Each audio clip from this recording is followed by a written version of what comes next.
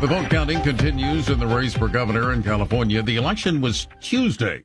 Still no final tally. Republican Steve Hilton and Democrat Javier Becerra remain the two top vote getters. Meanwhile, there's more trouble in Arizona. In Arizona's sprawling fake electors case, Attorney General Chris Mays is headed back to the drawing board, or rather back to a grand jury. Her office says they will try and re-prosecute after the Arizona Supreme Court denied her appeal of a lower court ruling. The Phoenix judge concluded that the first grand jury hadn't been shown the text of the Electoral Count Act, a 19th century law cited by defendants that governs the certification of presidential contests. 18 people were indicted for fraud, forgery, and conspiracy over efforts to overturn the results of the 2020 presidential election. Among them were Mark Meadows, Rudy Giuliani, other Trump aides, and some prominent Arizona Republicans. I'm Jennifer King. Sanctions imposed on Cuba's president by the Trump administration. Lisa Dwyer with that report. The United States has imposed sanctions on Cuba's President Miguel Diaz-Canel, along with 4 other individuals, including Alejandro Castro Espín, the son of former President Raul Castro. Trump has ratcheted up talk of a regime change in Cuba after pledging to conduct a friendly takeover of the country if its leadership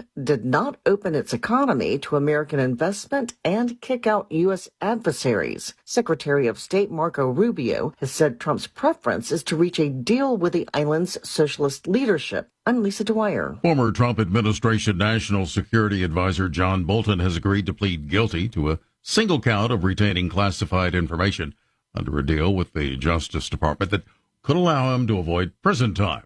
Under the agreement, Bolton would also face a $2.25 million fine. More on these stories from townhall.com. My doctor told me my cholesterol is borderline, so I took control with Garlic Healthy Cholesterol Formula. Garlic helps maintain healthy cholesterol safely and naturally. It's odor and taste-free, and Garlic is a world leader in garlic potency.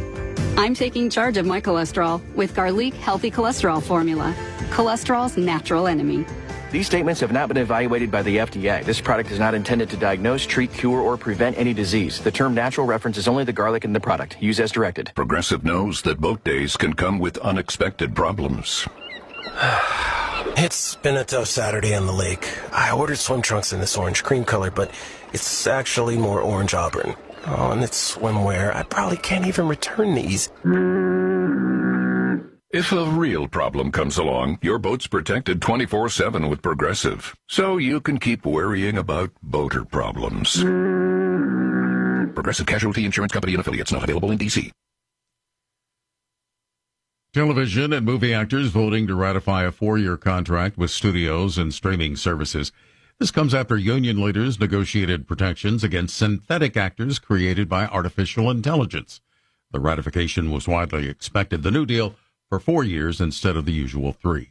The countdown of the nation's 250th birthday is on. Celebrations will include dazzling pyrotechnics and an Ultimate Fighting Championship fight on the White House lawn. Officials are also planning a massive 16-day Great American State Fair and a ball drop in Times Square, while President Trump teased that the UFC arena under construction could be permanent. He said maybe we'll never, ever take it down. The president suggested canceling the State Fair concert after many artists pulled out, including Milli Vanilli, the Commodores, and Bret Michaels of Poison. Vanilla Ice, however, said that he is super honored to perform. Bernie Bennett, Washington. News and analysis at townhall.com. A legendary football coach lending support to a college sports bill as 2 major conferences push back. Former Alabama football coach Nick Saban has testified in support of a bipartisan bill to overhaul college athletics. Saban told the Senate Commerce Committee Wednesday that it's time to, quote, tap the brakes, end quote, on a system where players can increasingly earn millions of dollars while moving freely between schools. The Leaders Committee held the hearings as they push legislation that they hope can break the congressional gridlock over how to regulate college athletics. The SEC and Big Ten opposed the bill and said it, quote, leaves critical issues unresolved. I'm Geffen Coolball. And the Knicks are up 1 game in the NBA Finals. Game 2 being played tonight in San Antonio. More on these stories at townhall.com.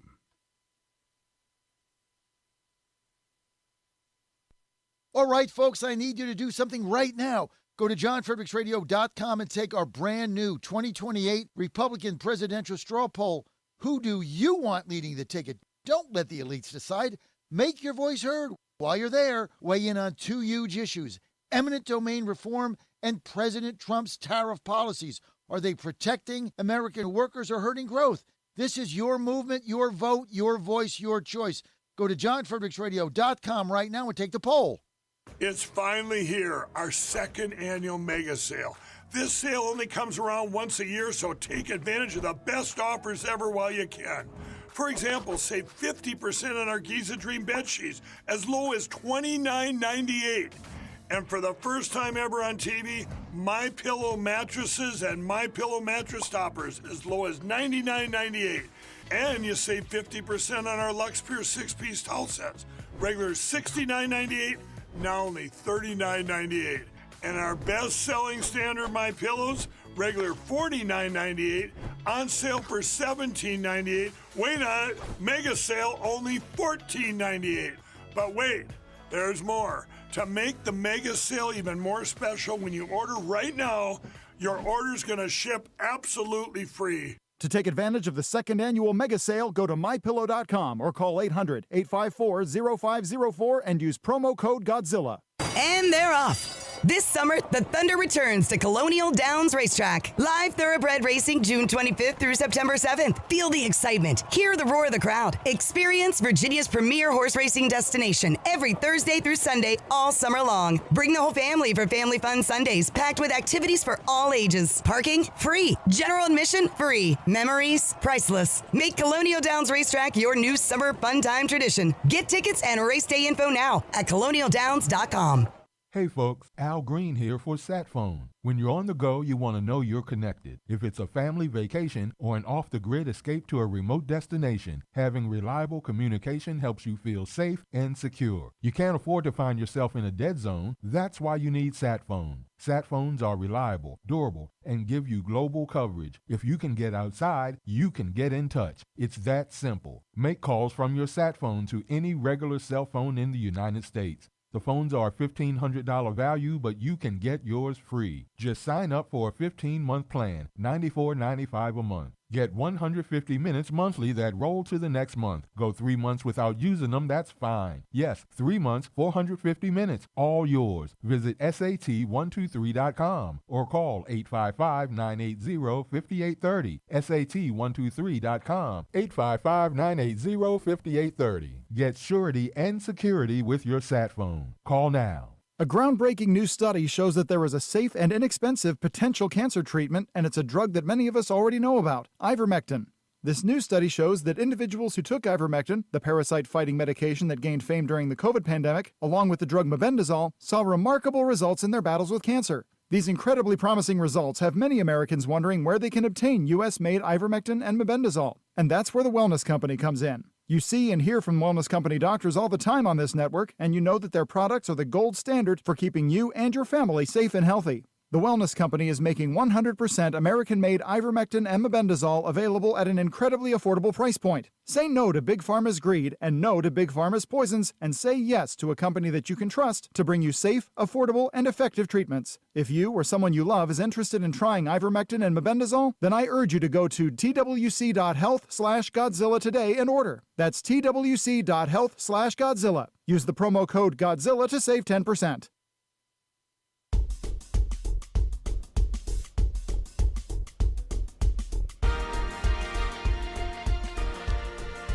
Happy Friday morning, listening family. We made it. Always feels like a longer week, the week after a holiday week. I guess because the work week is longer the week after holiday week. Anyway, this is the John Fredericks Media Network. I'm Dan Hobgood. Time for a look at weather and sports. We'll start, as we always do, with where I am in Richmond, Virginia. Boy, it's going to be a hot one today. I'm ready for fall. High of 93, a low of 65. Right now, the temperature is a much more comfortable 58 degrees in the River City. Squirrels lose again versus Erie yesterday. 7:05 first pitch tonight at Carmax Park. Moving on to the nation's capital, the Nats will be in Arizona to play the Diamondbacks this weekend. First pitch tonight at 9:40 Eastern Time. High in the meantime, even hotter, 94 degrees in Washington today. A low of 67. Right now the temperature is 60 degrees. High in Atlanta today of 85, a low of 62. Right now the temperature is 64. The Braves will be hosting my Buccos for the weekend. First pitch at 7:15 p.m. Going to be mature. Not saying anything. Just, that's when the game's going to be. We'll see what happens. Nashville, you're looking at a high today of 87, a low of 64. Right now the temperature in Middle Tennessee, 62 degrees. Philadelphia, got to be happy. The Phils swept the Padres this week, winning 6-4 yesterday. They'll welcome the White Sox to town for the weekend. First pitch tonight, 6:40. In the meantime, a high of a blazing 94 degrees, a low of 71. Right now, the temperature is 66. Pittsburgh. Happy Yinzers this morning. The Buccos win 5-1. I think they beat a minor league team last night. I'm not quite sure. Got to have to figure out what the opposing team was. I don't even know. High today in the 412 of 89 degrees, a low of 68. Right now, the temperature is 58 in Pittsburgh. And then last but not least on this special occasion, Morgantown. Going to see a high today of 88, a low of 65. Right now, the temperature is 54 degrees as the Mountaineers prepare to host Cal Poly this weekend for the Super Regional of the NCAA Baseball Tournament. First pitch at noon today. Good luck, Mountaineers. The Hurricanes tie up the Stanley Cup Final at one game apiece with a 4-3 win last night. Aaron Judge out indefinitely with a rib fracture. That's not pleasant. I've had one of those. And the NBA Finals will continue with Game 2 tonight in San Antonio. Tip-off at 8:30 p.m. President Trump will be attending Game 3 Monday night in New York. Bringing you today's weather and sports update is the Godzilla Wins radio show for the best insight, analysis, and picks. Watch and listen to Godzilla Wins tomorrow morning, in fact, from 9 to 11 all across the John Fredericks Media Network. Plus, to get John's daily sports picks, you know where to go. That's GodzillaWins.com. Once again, that's GodzillaWins.com. This has been your Gorilla of Truth, your deplorable of the Oracles, Dan Hobgood for the John Fredericks Media Network. Outside the Box with the Ox is next, followed by the Godzilla of Truth, the Oracle of the Deplorables, the one and only John Fredericks on the John Fredericks Show. Stay tuned, everyone.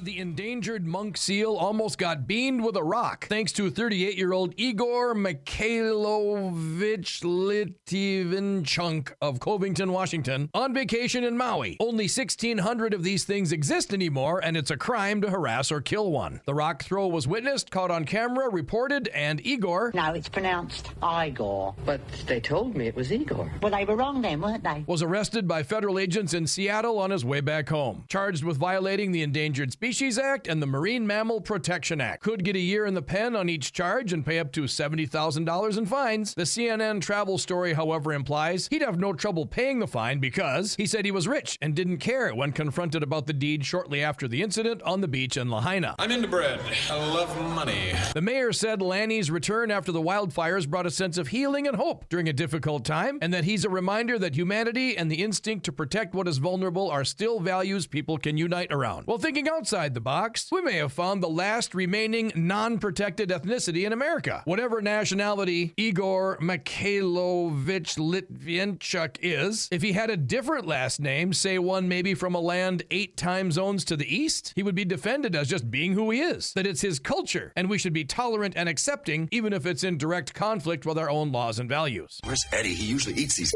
damn things. Here outside the box with the Ox in the Eastern Time Zone and now in West Virginia on the John Fredericks Media Network. John Fredericks. It is the most egregious thing I've seen in a lifetime. President Trump. The whole thing is ridiculous. When politics start getting wild. They want to have every single thing that you don't want. Raise taxes, men and women's sports. They're going to open up their border. Trump hits the speed dial. Thank you for calling in on such short notice. You came first, John. Wake up with the John Fredericks Show weekday morning, 6 Eastern, 5 Central on JFMN.TV, the massive J-Fred radio network, and all across the socials. You came first, John. Thank you very much, and you do a great job. Right now, download the new WV Sports Nation app from the Apple Store or Google Play and get the entire Mountaineer sports world in the palm of your hand. Right now, get notified when new stories drop about your favorite Mountaineers teams and athletes. Download the WV Sports Nation app right now. Get updates on next-level Mountaineers like Weatherholt and Joe Mazzulla. All that and more right in your pocket right now. Download the new WV Sports Nation app from the Apple Store or Google Play. Download the app right now. Live from the NCAA baseball tournament in Morgantown, West Virginia, this is a special edition of the John Fredericks Show. Grab yourself some peanuts and Cracker Jacks, sit back, and get ready for the best 4 hours of talk in the universe. To be part of the show, just call our toll-free number, 888-480-5646. And now, here's the Godzilla of Truth, the Oracle of the Deplorables, the man who tells his players to just keep swinging, John Fredericks. TGIF. Thank God it's Friday. Great to have you with us. We are fired up today. Larry Kelly, my bus driver, all around guru, running the cameras today. Now, Larry, that's way too close. See, I don't like when I'm all face. So you got to really back that up, right? You got to get there. Well, no, that's too much. We're training Larry. Let's get up a little bit, right? All right.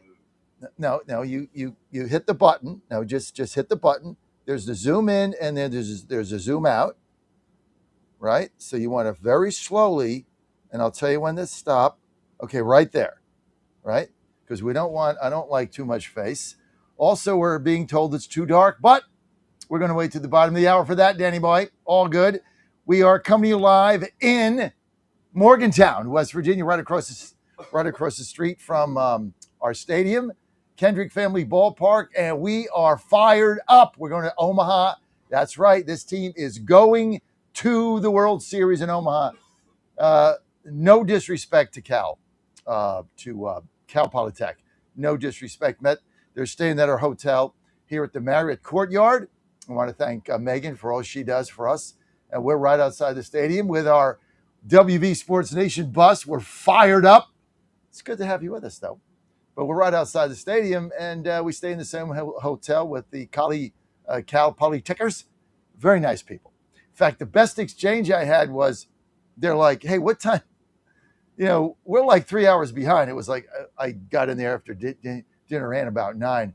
They're like, hey, you know, we said hi. Well, like there's about 6, 7 parents. We're like 3 hours behind. We can't find an open bar here. I'm like, dude, you're in Morgantown. You got to go do a roadie. You got to get in your car. You got to go to the Sheets, or you got to go right down there, and then you buy the beer, and then you have it in your car. That's called a roadie. That's what we do here. And I said, but I just tell you right now, 99% of the people you're going to meet here voted for Trump. The college kids voted for Trump. The whole baseball team voted for Trump. You're never going to, everybody in a hotel that's behind a desk voted for Trump. So just like, you're going to have to deal with it. And they're like, well, we're Trump voters too. Just because we're from California doesn't mean we're Democrats. I'm like, yes, it does. So they're like, we like Trump too. So that was it. But that's what I said. You're not going to meet anybody here that didn't vote for Trump. I mean, you guys came a long way to get your ass kicked and go home on Saturday. But, you gotta play the game. No disrespect. No disrespect. This should be a fun couple games, but it's not like we're playing, SEC Georgia Tech or something. It came out of the Mountain West. I don't even know how they got there. And they never beat UCLA, the number 1 seed. They were beaten by the Gales. What was that? Holy Cross or something. And St. Mary's, right? The Catholics beat them twice. So they're the ones that knocked UCLA out. A guy throwing 100 miles an hour. But we'll see what happens. Dan's saying something to me here in the chat on Friday. Game time noon, so we're out of here. A little dark too. Well, we'll fix that, Dan. We'll get that later on. But games at noon, so I'm on the air for 5 hours today because as soon as our show ends, we go right to the pregame show. So we got a lot of people coming in, and it's going to be a lot of fun, Dan. It's going to be a lot of fun here. This place is going crazy. They're going to be packed in at the seams. They're up on the ridges. We're going to have 8,000 people here.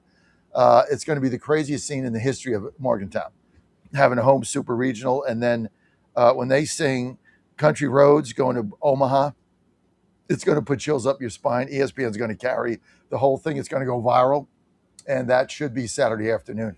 I really, again, no disrespect to Cal Polytech, they're not going to win a game here, not against this team. And I've been telling you, covering them for the whole year. I've told you from day one, this team is built and going to Omaha, and they got a shot to win the whole thing. I mean, I wouldn't count them out there either. I mean, they got a shot to be national champions, a hell of a shot. So we'll see what happens. Dan, good morning. Great to have you with us. 888-480-JOHN. Lots going on. Oz on yesterday. We had a great lineup today, and I'm just looking at it. So I've been so busy, haven't even seen it. But I know we got Rob Crilly's coming in. Let's see, he's at 7. We got J.D. Hayworth. We got Bill D'Agostino, and we got Frank Cassidy, Federal Housing Commission. We got the Virginia Gang. Plus, we got your calls, 888-480-JOHN, 888-480-5646. President Trump yesterday taking questions in the Oval Office. That's always fun. But the economy, more great job numbers coming out. We're going to go to Scott Bessent here, Treasury Secretary, cut 1. Here's Scott Bessent again saying, despite the Iran conflict, we're creating jobs for Americans, not the 20 million illegals that crossed the border during the Biden administration, not government workers. What the other side doesn't want to talk about is the enormous job growth in this economy, which I keep telling everybody is the greatest underpinning of an economic renaissance that you're ever going to find. And we're fired up about it. And oh, by the way, Dan, Pittsburgh beat us 2 out of 3, whatever. Let's go to cut 1. Scott Bessent, roll it.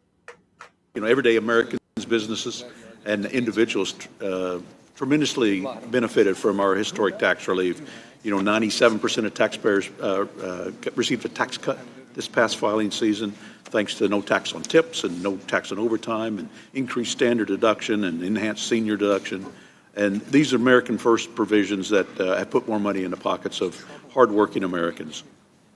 I want to recognize that some of the changes, and as you've mentioned, in the working family tax cuts had with manufacturing, whether it's research and development and capital expenditures that have been able to put in place for long-term growth. I only have a few seconds. I don't know if there's some comments you want to make about the economy and what you've seen over the last year.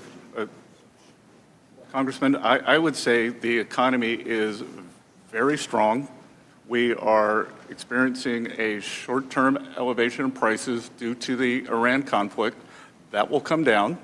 That what the other side doesn't want to talk about is job growth is strong. Except for April, we have seen real wage growth every month since President Trump took office. They don't want to talk about that 2.6% economic growth despite the shutdown in the fourth quarter of last year.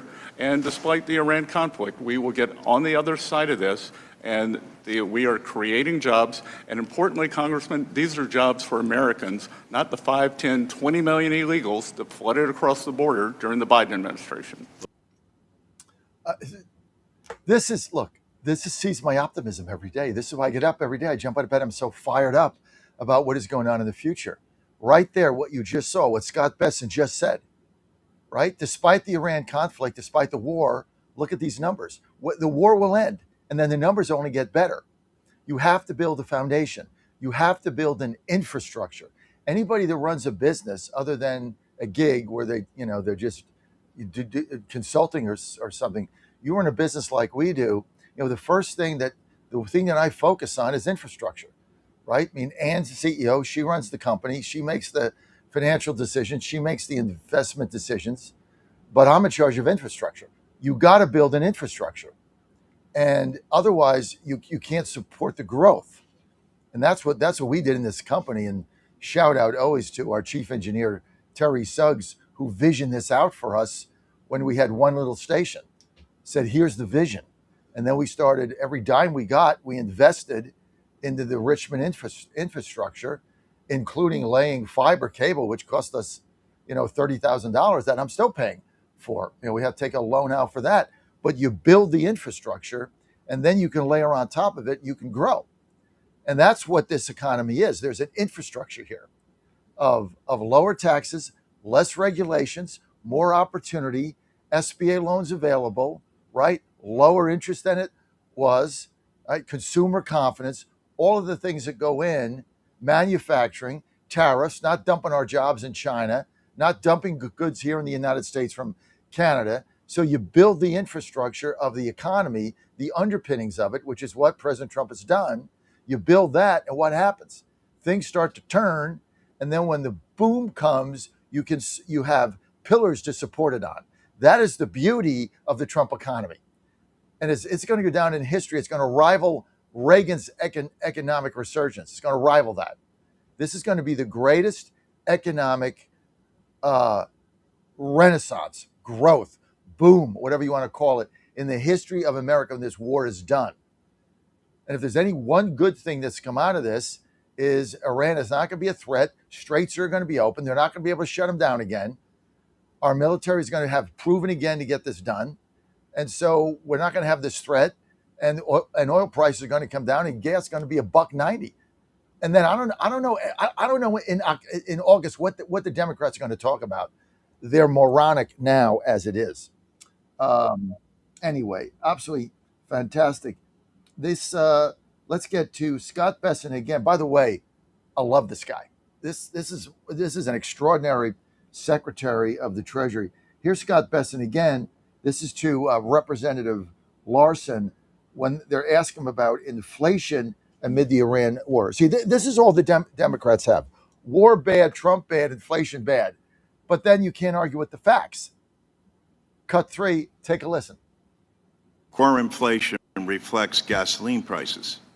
Core inflation, it reflects the underlying trend in inflation and whether that inflation has become endemic to the system as it did during President Biden. Has the war in Iran had anything to do with core inflation? Sir? Does the war in Iran have anything to do with core inflation?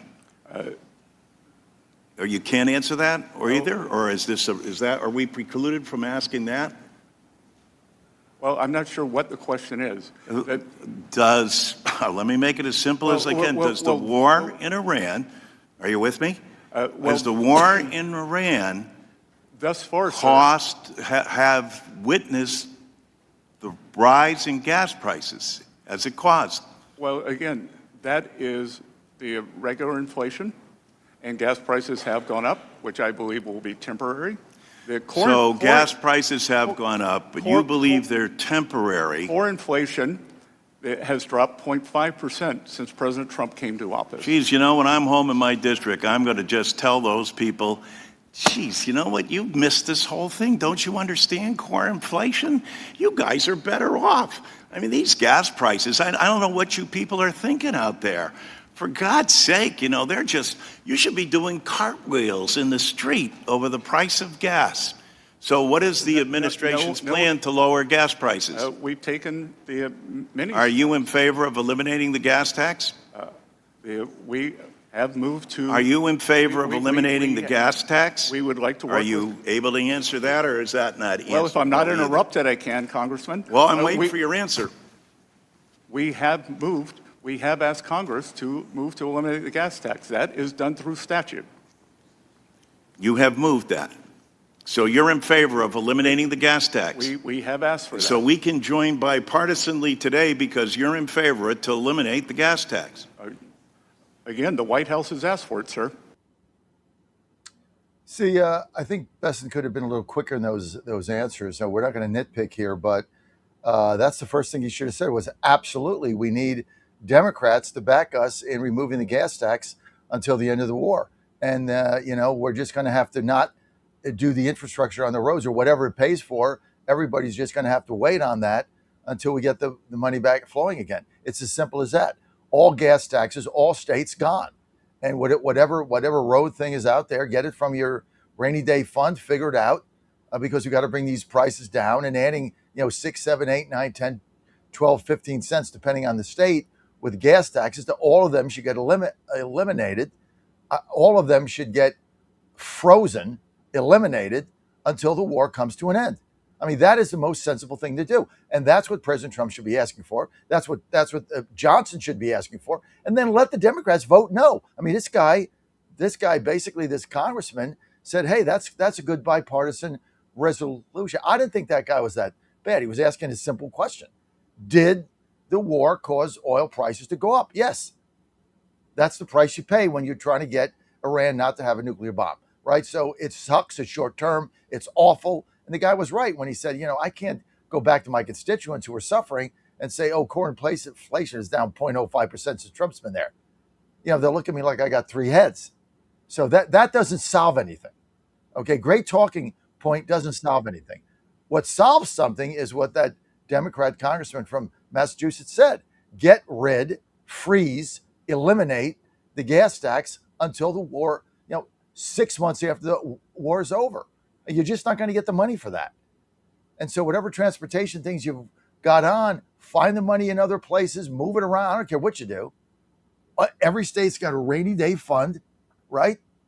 You can do that, get the money from there, figure that out, have a special session. I don't care what you do, but go figure it out. But we got to get these gas prices down. And we shouldn't be paying any federal or state gas taxes now when we're in a war. It makes no sense. And that is a great bipartisan bill. And we got Republicans who don't want to back that. And Democrats who don't, just because it's Trump's idea. Maybe if it was Obama's idea, they'd back it. Or, have Joe Biden come out and make it her idea. Who cares? Just get it done. Get it done. If you can get it done, we're in a lot better shape, right? 888-480. John, you want to weigh in? 888-480-5646. Here's Scott Besson again. Let's go to number... Oh, I'm out of time. Okay, he's when I get back. TGIF, you're on the John Fredericks Media Network. Trucking the truth across America. Keep it right here. Live in Morgantown, West Virginia.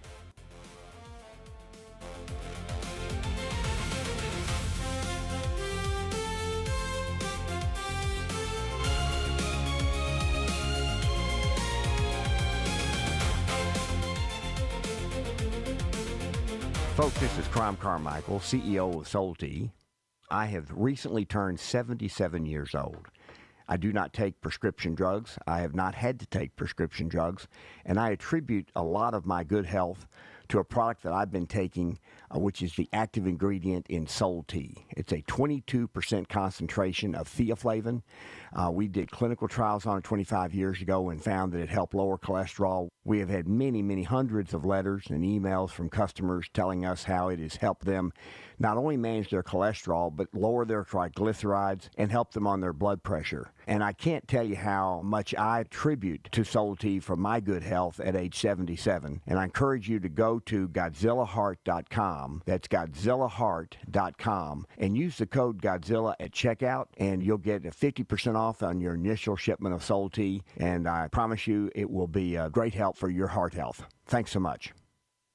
In 2008, the amount of concentrated time people could spend on a task without becoming distracted was 12 seconds. 5 years later, it was only 8 seconds, 1 second less than a goldfish.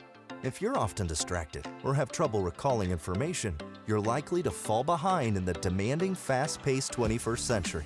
In other words, brain performance is more critical now than ever. Boost your brain power with Healthy Cells Focus Plus Recall. Science-backed nootropics to help you sharpen focus, concentrate longer, enhance recall, improve mental speed, learn rapidly, and be more alert. It's a pill-free brain supplement made with maximum absorption ingestible gel technology, designed to feed your brain at the cellular level. Take it for a test drive. Go to healthycell.com and use code GODZILLA for 20% off your first order of Focus Plus Recall. That's healthycell.com, code GODZILLA for 20% off. Washington is wasting $500 million every year on a federal supervision system that doesn't work. Probation officers are overwhelmed. Resources are going to people who pose zero threat, while actual dangerous individuals slip through the cracks. The Safer Supervision Act stops the waste and refocuses every dollar on protecting families from harm. President Trump's own pollster found about 80% of Trump voters want this fixed. It's time for Congress to get this done. Stop the waste. Protect our communities. Visit safersupervision.com. Paid for by the Reform Action Fund. Tired of fumbling for your phone, wallet, or keys? Don't put it in your pants, put it in your pocket. Meet T-Pocket, the practical tees, the shirt that keeps it all in reach. Designed in the USA, assembled in the South, these tees feature smart built-in pockets for easy access. Long sleeve, short sleeve, available in most colors, with your favorite teams and logos to come later. Shop the full lineup now at tpocket.net. Fast shipping, easy ordering. Grab yours today and level up your everyday carry. Put it in your pocket with T-Pocket. tpocket.net. For the first time ever, we're bringing you MyPillow mattresses and mattress toppers for as low as $99.98. Remember, sleep's all about temperature and pressure points. Whatever sleep needs you have, we have the right technology for you. Like our MyPillow mattress topper, our queen size has over 10,000 individual comfort supports to help relieve your pressure points. And how about our 3-inch Hybrid Plus mattress topper? It's infused with copper and silver to help your body get the restorative sleep it needs. And our MyPillow and Case Coil mattresses, I personally helped develop these mattresses to make sure they have everything needed to give us great sleep. Plus, they're made right here in the USA, and they ship right to your front door, absolutely free. Go to MyPillow.com or call 800-854-0504 and use promo code Godzilla to get MyPillow mattresses and toppers for as low as $99.98 and free shipping. Live from the NCAA baseball tournament in Morgantown, West Virginia, this is a special edition of the John Fredericks Show. Grab yourself some peanuts and Cracker Jacks, sit back, and get ready for the best 4 hours of talk in the universe. To be part of the show, just call our toll-free number, 888-480-5646. And now, here's the Godzilla of Truth, the Oracle of the Deplorables, the man who tells his players to just keep swinging, John Fredericks. Yeah, that would be me. Great to have you with us. I am your Oracle of the Deplorables, your Godzilla of Truth in America, coming to you live from Morgantown, West Virginia, right outside Kendrick Family Ballpark. This place in about 2 hours is going to be rocking. First pitch noon. Our pregame show, 11 o'clock. Don't want to miss this. It is going to be so much fun. Right here, this segment brought to you by our great friends at the Wellness Company. A groundbreaking new study, well, that shows as a safe and inexpensive potential cancer treatment. And it's a drug that many of us already know about, ivermectin.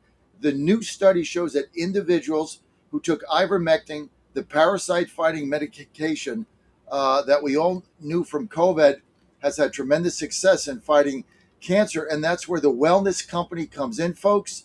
Now, you see and hear from our TWC doctors all the time on this network, and you know that their products are the gold standard for keeping you and your family safe and healthy. Now, the Wellness Company, they're making 100% American-made ivermectin and mebendazole available to my audience at an incredibly affordable price point right now. So if you know anyone that might be suffering from the early stages of cancer or getting cancer treatment, check this out. Be sure they know about this and say no to Big Pharma's greed and no to Big Pharma's poisons, and say yes to a company that you can trust to bring safe, affordable, and effective treatments. If you or someone you know or love is interested in trying ivermectin plus mebendazole, then I urge you to go to twc.health/Godzilla, twc.health/Godzilla, and order today. twc.health/Godzilla, promo code Godzilla, and save 10%. Promo code Godzilla and save 10%, and you are good to go. So I want to thank them for all they do. And let's get to another Scott Besson clip here, and then we'll get to the phone lines. Let's get to cut number 4. Here's Besson getting into it a little bit with one of the libtards. Roll it. Your tenure as Treasury Secretary, has the IRS recommended that any taxpayer be granted immunity from an audit for their taxes?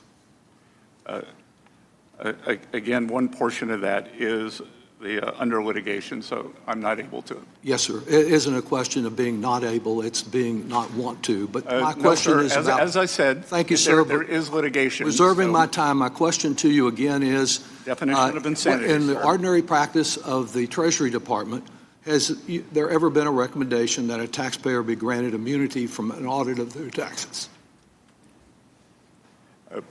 Sorry, what was that? Same question. Has the IRS recommended that any taxpayer be granted immunity from an audit of their taxes? Again, I'm unable to answer that. You can answer it. You refuse to answer. Can you tell the American people, in the history of the Treasury Department, has there ever been a taxpayer who's been recommended to have immunity from an audit of their taxes? Has there ever been a taxpayer who had his tax returns released, his Thank you. family, and every So I'll employee? take that as a every no. employees. Let me ask you, sir, Congressman, since you if you'd like say to you're apologize relying to the president Thank you. I and all reserve his employees today. I Maintaining would my join you time, in that. and since you refuse to answer, let me ask you, since you say you're following the advice of the Attorney General, the former criminal defense attorney for Mr. Trump, as you know, the Attorney General cannot compromise a tax dispute unless it's referred to him from the IRS for prosecution or defense. Have you ever been involved in any way in a decision to refer a tax dispute to the Attorney General? Again, I cannot comment on that. You can't comment. Your argument here that you can't comment in this case makes as much sense as President Trump saying that he cannot. I understand you want to talk over me, but you're not answering the question, because you may have defined insanity by referring to Einstein, but your appearance here today and yesterday in the Senate defines deception. This is what you're in for if they win the House. What you just saw, this is going to be an everyday occurrence. This is all they're going to do. It's not going to help your life get better. All they're going to do is trash Trump every single day. It'll be a 24/7 TV show of the libtards, of the communists in charge of these committees, dragging everybody in and trying to throw them in jail. This is what our country's gone to now. And rather than complain about it, understand it. See, I'm not bitching about it. I get what's going on. If you oppose them and they get power, they will re-weaponize every aspect of government they can in order to punish you, up to and including jail time, re-education camps, whatever it might be, lawfare, bankruptcy. This is simply the new world we're in. We are in a fight. And you got to take the guns out. Figuratively speaking, you got to take the gloves off. You can't go to a bazooka battle with a pop gun. I mean, we have got to be tough. This is why all this hand wringing over redistricting and, stop. They're going to put you in jail, right? Because of what you believe. This is where they're going. This is the way communists take over. And wake up and smell the coffee. Stop bitching about it. Start doing something about it. And what you do is you vote. And you get everybody you know to vote. And you vote early. And if it's by mail, you do that. And you go and join your party like Av did. And you make change. Right? And you work another hour a day. Sorry, you're doing it for your freedom. So it's like Trump is doing. I mean, Scott Bessent has to sit there. He doesn't need this stuff. But look, the guy believes in what he's doing. And so this is just a taste of what you're going to get from the libtards when they take over. Right? Okay, let's get to the phone lines. Steve in Virginia. Steve, you're live. Go. Phone in 888-480-JOHN, live in Morgantown. Go ahead, Steve. Good morning, Chairman Fredericks. Good morning, Chairman Fredericks. Yes, sir. First of all, just a quick correction for you. That's Dr. Bessent, but I appreciate the clip. And just another quick correction for the politician there. Albert Einstein never defined insanity. That's an incorrect attribution. So I wanted to ask you a quick question about the White House Correspondents Association dinner. When they say it's going to be more intimate, how many people are they going to allow at that dinner now? No idea. Okay. So are they going to refund the table prices like you would have paid to the people who are going to be excluded now because it's going to be more intimate? I would think so. But I saw the email that came across my my feed maybe a couple days ago from the White House Correspondents Association. I saw the date, and to be honest, I've been so busy with this baseball and everything going on, and whatever else we're doing in our country right now. I saw it. I glanced at it. I made a note of the date. I wrote in my hard calendar, which is what I still operate on at 68, and I didn't really read the email, so I have no idea. But Rob Crilly will be on at 7, and we'll ask him Yes. about he'll know. Yes, that's exactly what I was going to ask. That you ask him and see to make sure that he's not excluded. I really it was a long email, and I did not read it. It's still in my inbox. I've been busy. This also, I'm running for office. My election is in 12 days. It's a week from this coming Tuesday. I got the victory party. I'm trying to sell tickets to that. So I just don't know. I'm sorry. Yes. But Rob will know. Have you given my ticket? Have you given my ticket away yet? Yes, we gave it to the head of the head of the College Republicans of Catholic University. Oh, wonderful, wonderful. Thank you very much for that. And I tell them I hope they appreciate the time there. Thank you.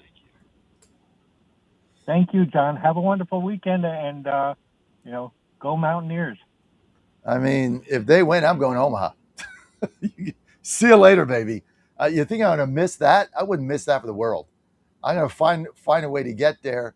If I got to I don't even know how to get there, but I'll get all that figured out. One thing at a time. First, we got to win, and we'll go from there. Hey, update on Maryland baseball. Very excited about what's going on. We signed 4 players. We had Coach Swope basically had to turn the team over. They didn't have a very good season. There were culture issues, I guess. He wanted to build something a little bit different. And so over half the roster, 3/5, right? 3/5 of the roster from 26 is turned over. 3/5. So out of a roster of 40 players, I guess, and it drops down now to 36 or 34. Somebody can look it up for me. But 22 Maryland players from 26 are no longer with the team for one way or the other. I'm not going to get into any specifics, but they're not there. So that's almost 2/3 of the roster got turned over. But we're bringing in some really good new players, people that want to play, people that are hungry. And I'm going to give a shout out to Joe's former roommate from West Virginia, Alex Merritt, who went to last season, played with Charleston Southern. And for my good friend there, Coach Kuhn, played there for a season, hit 350, 7 homers. He's come. Joe was able to get him here, and he talked to the coaches, and they love the guy. Great guy. Kelly and Mike, his parents, great people, super parents, super kids, stay in their house many times. But this kid can hit. He can hit. He's a machine, and he's got a great arm. He can play infield, play outfield, play first base. Very versatile. We got some other good players. The catcher from Fairfield, senior backup catcher we'll have. So, we're bringing in some players, and I'm excited about this team. We got to bring in all new players. Joe's going to be healthy. Joe's not pitching this summer. He's in rehab now. They're determined he's going to get out there and anchor that bullpen from the left side. But great get in Alex Merritt. Want a big shout out to Coach Matt Swope, pitching coach Jimmy Jackson. It's going to be a whole new team. We're going to have a great season. I'm fired up for Maryland baseball 27. But right now we're in 26.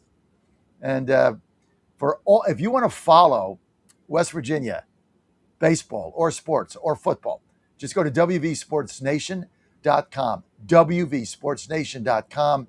Great website. Also download our app store or Google Play. Just put in WV Sports Nation. Download that, and you're good to go. But we are fired up. I'm not even going to hide it. We're going to Omaha. And imagine, all this. Imagine if they had Chase Meyer. Oh my God, they would be the favorite right now. WV Sports Nation. Download their app. Well, Danny, you don't put that up for a second, Dan. I mean, like 1,001, and you took it down, man. You're going to put the app up. Put it up. Download the official app to get WV Mountaineer sports updates, scores, and exclusive coverage. WV Sports Nation. Just put in WV Sports Nation, and we thank Steve for his call. So thank you for that. And okay, I want to get here if I can to General Jack Keane. I think this is cut 2. I don't have it handy right now, Dan, but General Jack Keane basically saying if they close the straits, we're going to bomb them into smithereens. I think this is cut 2. Roll it. So if they're backed into a corner and you look at the Strait of Hormuz, is that an option for them to block that? If they block the Strait of Hormuz, we will take out literally all their military on the Strait of Hormuz. That's an act of war if they pull a stunt like that, and they know what the results of that will be. And that will push the United States into conflict. Iran does not want conflict with the United States. Remember, 38 years of conflict, all using proxies, avoiding direct confrontation with their own military. That is one thing. Despite the fact that they harass our ships, they'll fire a missile here and there, they do not want that kind of conflict. Okay, and they don't want it. Why? Because they're going to get totally annihilated, which is why they don't want the conflict. Dan, I want to get to cut 5. Here's CNN's Tapper going at it with FCC Chair Brendan Carr. I got to get him back on our show, so it's a good reminder. I'll jot that down. Let's get to 5 Tapper Carr. Let's talk about Disney and ABC, which filed its renewal applications for 8 broadcast stations last week early because the FCC review wanted to go over the company's diversity, equity, and inclusion, or DEI policies. Now, Disney claims that this review is a First Amendment issue, and they say it's an effort by you and the FCC to suppress content that the Trump administration doesn't like, such as Jimmy Kimmel Live and The View. I guess philosophically, here's my question. What is the difference between a viewpoint and bias? Because the FCC is supposed to encourage viewpoints, all sorts of viewpoints. How do you distinguish between somebody's viewpoint and somebody's bias? It seems like it could be the same thing. Well, with respect to Disney and ABC in particular, we started an investigation all the way at the beginning of last year into concerns that had been raised about DEI discrimination within Disney. There's evidence that was being raised that fell into a couple of different buckets. One, allegations about Disney hiring, promoting, and compensating people and using workplace opportunities based on race, gender, and other protected characteristics. Now, Disney, through this process, has its own position and will have every opportunity to put its evidence in. But what the FCC has been investigating on is those concerns about discrimination. So we have called Disney's licenses in for early renewal. They can continue to make their case, and people have the opportunity to challenge their licenses at the FCC through this process. But what does this have to do with your purview? I mean, it seems to me from how you describe it, this is an EEOC issue, the Equal Employment Opportunity Commission. It doesn't really have to do with what you do. Well, the very first section of the Communications Act talks specifically about empowering the FCC to ensure there isn't discrimination along race, gender, and other protected characteristics. And at the FCC, we have our own EEO regulations that apply to broadcasters and to some extent cable as well. We've gone through multiple rounds of discovery with Disney, and towards the end there was a production that Disney made that our staff believed was disingenuous, that was incomplete, and so we have sent them a notice of deficiency. And so one other steps we can take in our enforcement matter is to call the license in early. So that's what we did, and it was based on our DEI investigation. Look, a lot of companies, particularly during COVID, went all in on this form of DEI discrimination, and we'll see, based on the facts and law, whether Disney was one of them or not. But if they were, in fact, discriminating based on race and gender, that could be a real problem when it comes to holding an FCC broadcast license. So I get it, but here's the ramifications of what they're doing. Administrations change, and if you open this can of worms up, basically any operator of an FCC license, and we own 23 radio stations, you have to file for renewal when it comes up.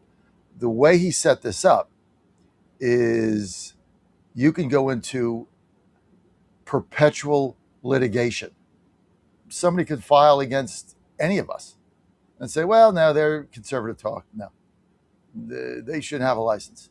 And then I got to hire lawyers to fight it. And it's like thousands of dollars. and a lot of the smaller companies are not going to be able to do this. So therein lies the risk. As long as Brendan Carr's there, we're fine.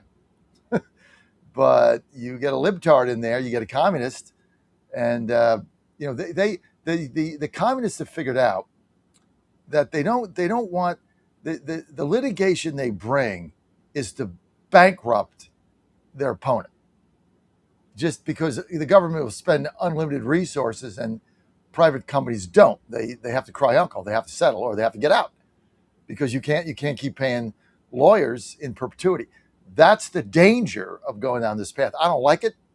I understand what Carr's trying to do, but you open it up. You as soon as you start challenging things and you allow that, and it's open season, everybody will challenge everything. I mean, every license that comes up, lawyers on the right will challenge, lawyers on the left will challenge, and everything will just go into, the only people that are going to make money are going to be the lawyers. So I don't know.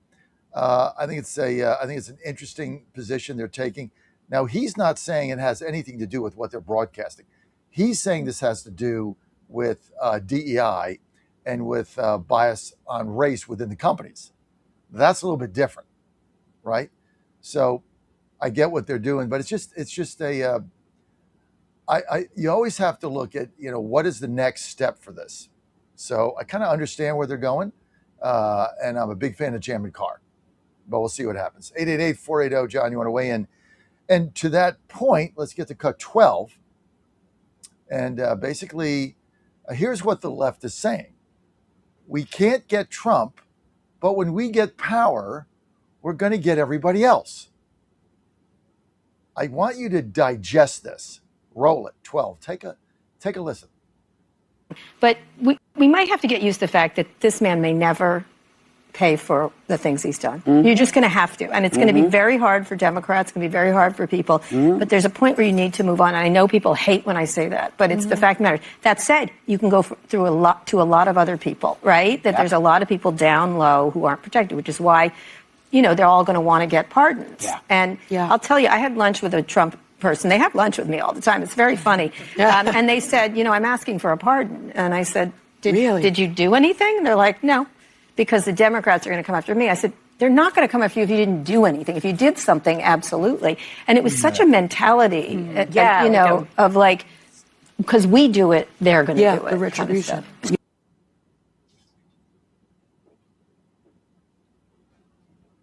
Did you hear that? Right? I want a pardon. Did you do anything? No. Doesn't matter if I did anything. I want a pardon anyway. Because they can't go after Trump, so they're going to go after his supporters. Therein lies the reality of what's going on. They'll go after his supporters. Now, who's his supporters? Us. This is why when I get these clowns in South Carolina telling me about good governance, or Indiana telling me about the right thing to do, okay, when they put your ass in jail, why'd you get back to me? Unbelievable. All right, let's get to, do I have enough time? No, we got to get out. Rob Crilly coming up. You're on the John Fredericks Media Network. We're live in Morgantown, West Virginia, right outside of Kendrick Family Ballpark in our WV Sports Nation bus. Hey, if you happen to be there, come and check us out. If you're in West Virginia and you're on University Boulevard going in front of the ballpark, we are right there. Guess where we are? We are in the parking lot of City Furniture, right across the street from the stadium. Come and take a picture of our bus. Let's go, Omaha or bust. We'll be right back. Rob Crilly next.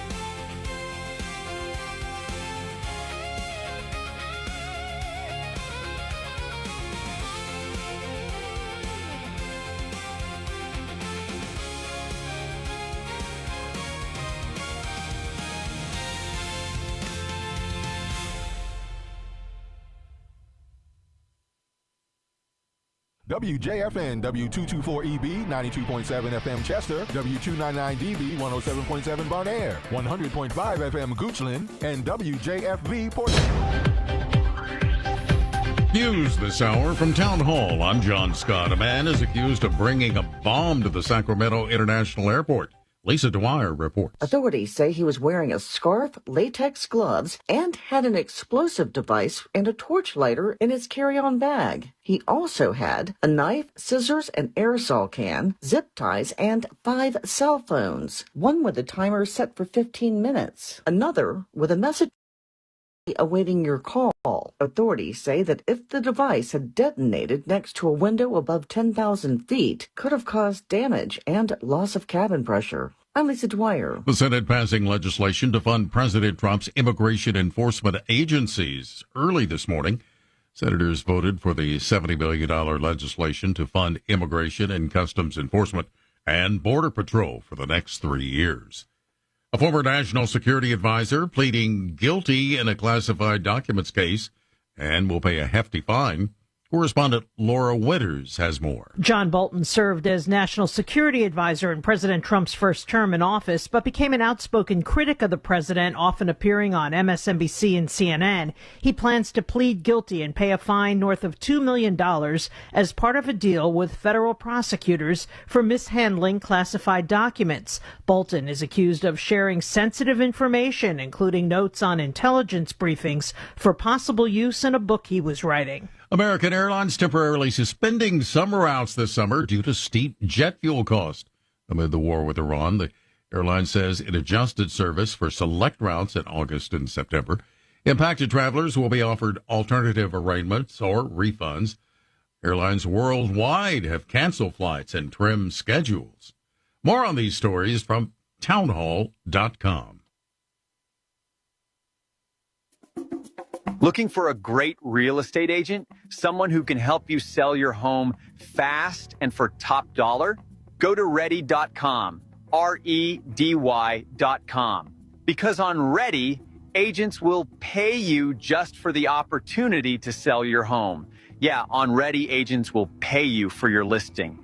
Thousands of dollars up front just for a chance to sell your home. And it's easy. Just go to ready.com, enter your address and when you want to sell. In just 48 hours, the best local agents are competing on Ready to be your agent with cash offers up front just to win your business. Hey, your listing is valuable.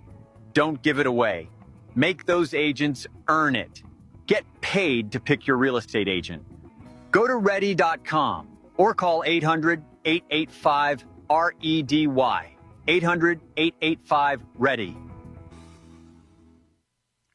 Get set for a rare blue micromoon this weekend. It's when a blue moon that's also the most distant and smallest looking full moon of the year rises. The brilliant star Antares will photobomb Sunday's spectacle for a celestial 3-for-1. A blue moon occurs every 2 or 3 years when a second full moon squeezes into a single month. May 1st saw this month's first full moon. The upcoming full moon will be farther from Earth than usual at a distance of 252,360 miles. That will make the moon seem a bit smaller and dimmer. Keith Peters reporting. Australian officials confiscating more than 100,000 illegal live cockroaches from a breeder, the haul worth over $140,000, including Madagascar hissing and dubia cockroaches, both species illegal to import, keep or sell in Australia due to environmental risks. News and analysis at townhall.com. Iowa's waterways facing significant pollution challenges due to agricultural runoff and sewage. The problem impacts both recreation and public health. Authorities have found that many lakes and streams do not meet the standards for swimming, drinking, or aquatic life. Algae blooms and bacteria pose the risks.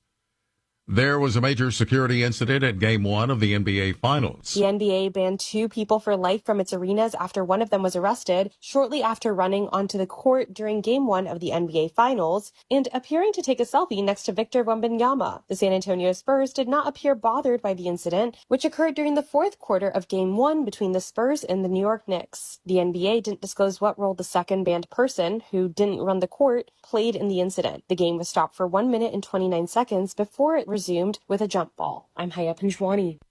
More on these stories at townhall.com. All right, folks, I need you to do something right now. Go to johnfredericksradio.com and take our brand new 2028 Republican presidential straw poll. Who do you want leading the ticket? Don't let the elites decide. Make your voice heard. While you're there, weigh in on 2 huge issues: eminent domain reform and President Trump's tariff policies. Are they protecting American workers or hurting growth?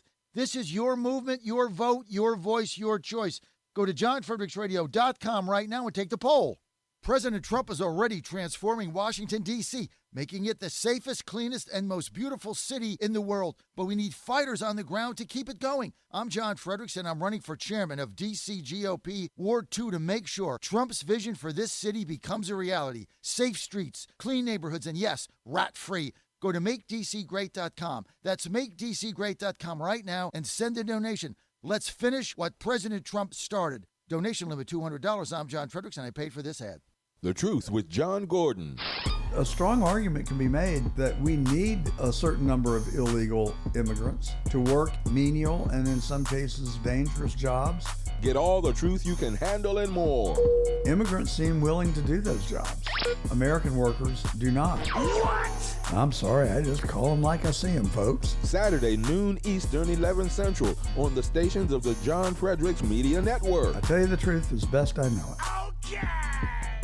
1775 Coffee is giving away free starter kits. Try the dark or medium roast coffee with longevity blend, an infused blend with anti-aging supplements clinically proven to reduce biological age. When you purchase the first 2 bags, you'll receive a free 1775 starter kit, including a third 16-ounce bag of coffee, a matte black tumbler, a frother, a gold scoop, or a reusable K-cup filter. Just order now at 1775coffee.com/Godzilla and claim your free 1775 starter kit while supplies last.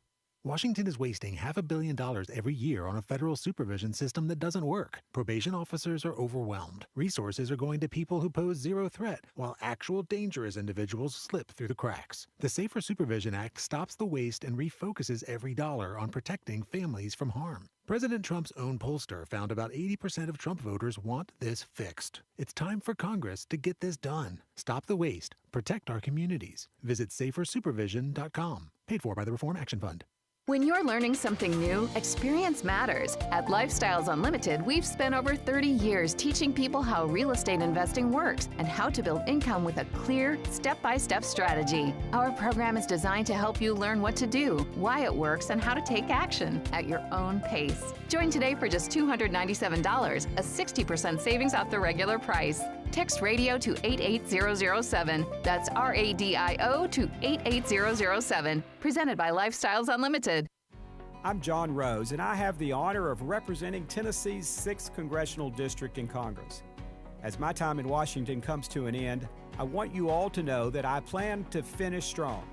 That means helping as many of you as I can between now and January. So if you are having any issues with a federal agency, please reach out. Whether you're having difficulty getting a passport, you're waiting for an IRS refund, or you're being denied a medical claim by the VA, my team and I are ready to help. Constituent services is one of the most important things I do as your elected representative. You can reach out at johnrose.house.gov or call my office at 202-225-4231. Again, that number is 202-225-4231. I'm John Rose, serving you. Paid for by official funds authorized by the House of Representatives. Live from the NCAA baseball tournament in Morgantown, West Virginia, this is a special edition of the John Fredericks Show. Grab yourself some peanuts and Cracker Jacks, sit back, and get ready for the best 4 hours of talk in the universe. To be part of the show, just call our toll-free number, 888-480-5646. And now, here's the Godzilla of Truth, the Oracle of the Deplorables, the man who tells his players to just keep swinging, John Fredericks. Hey, live in Morgantown, we are back. Great to have you with us, and it's all good. John Fredericks Media Network, live in Morgantown. Hey, do we have Rob Crilly on? Dan? Yes, he's here. Okay, you got to put in the rundown, or I have no idea. Okay, please, you have to do that. Thank you, appreciate it. Look, it's good to have everybody with us. Coming live today in Morgantown, West Virginia, scene of the Super Regionals here. This place in about what time is it now? 7. First pitch noon. Our pregame show 11. By 11 o'clock, this thing is going to be steaming with about 10,000 people hanging out of the rafters. This is going to be the biggest crowd in the history of West Virginia. This is the biggest thing that's hit Morgantown in, I don't know, ever. Right? Probably since the coal rush. Rob Crilly coming up in a moment. And I tell you what, one of our sponsors here, want to give a shout out, my good friend Barry Draper, Mountaineer Healthcare. And Mountaineer Healthcare from the Smart Health Company, they're helping families, individuals, and businesses like ours get quality healthcare coverage without getting destroyed financially, which is the beauty of this.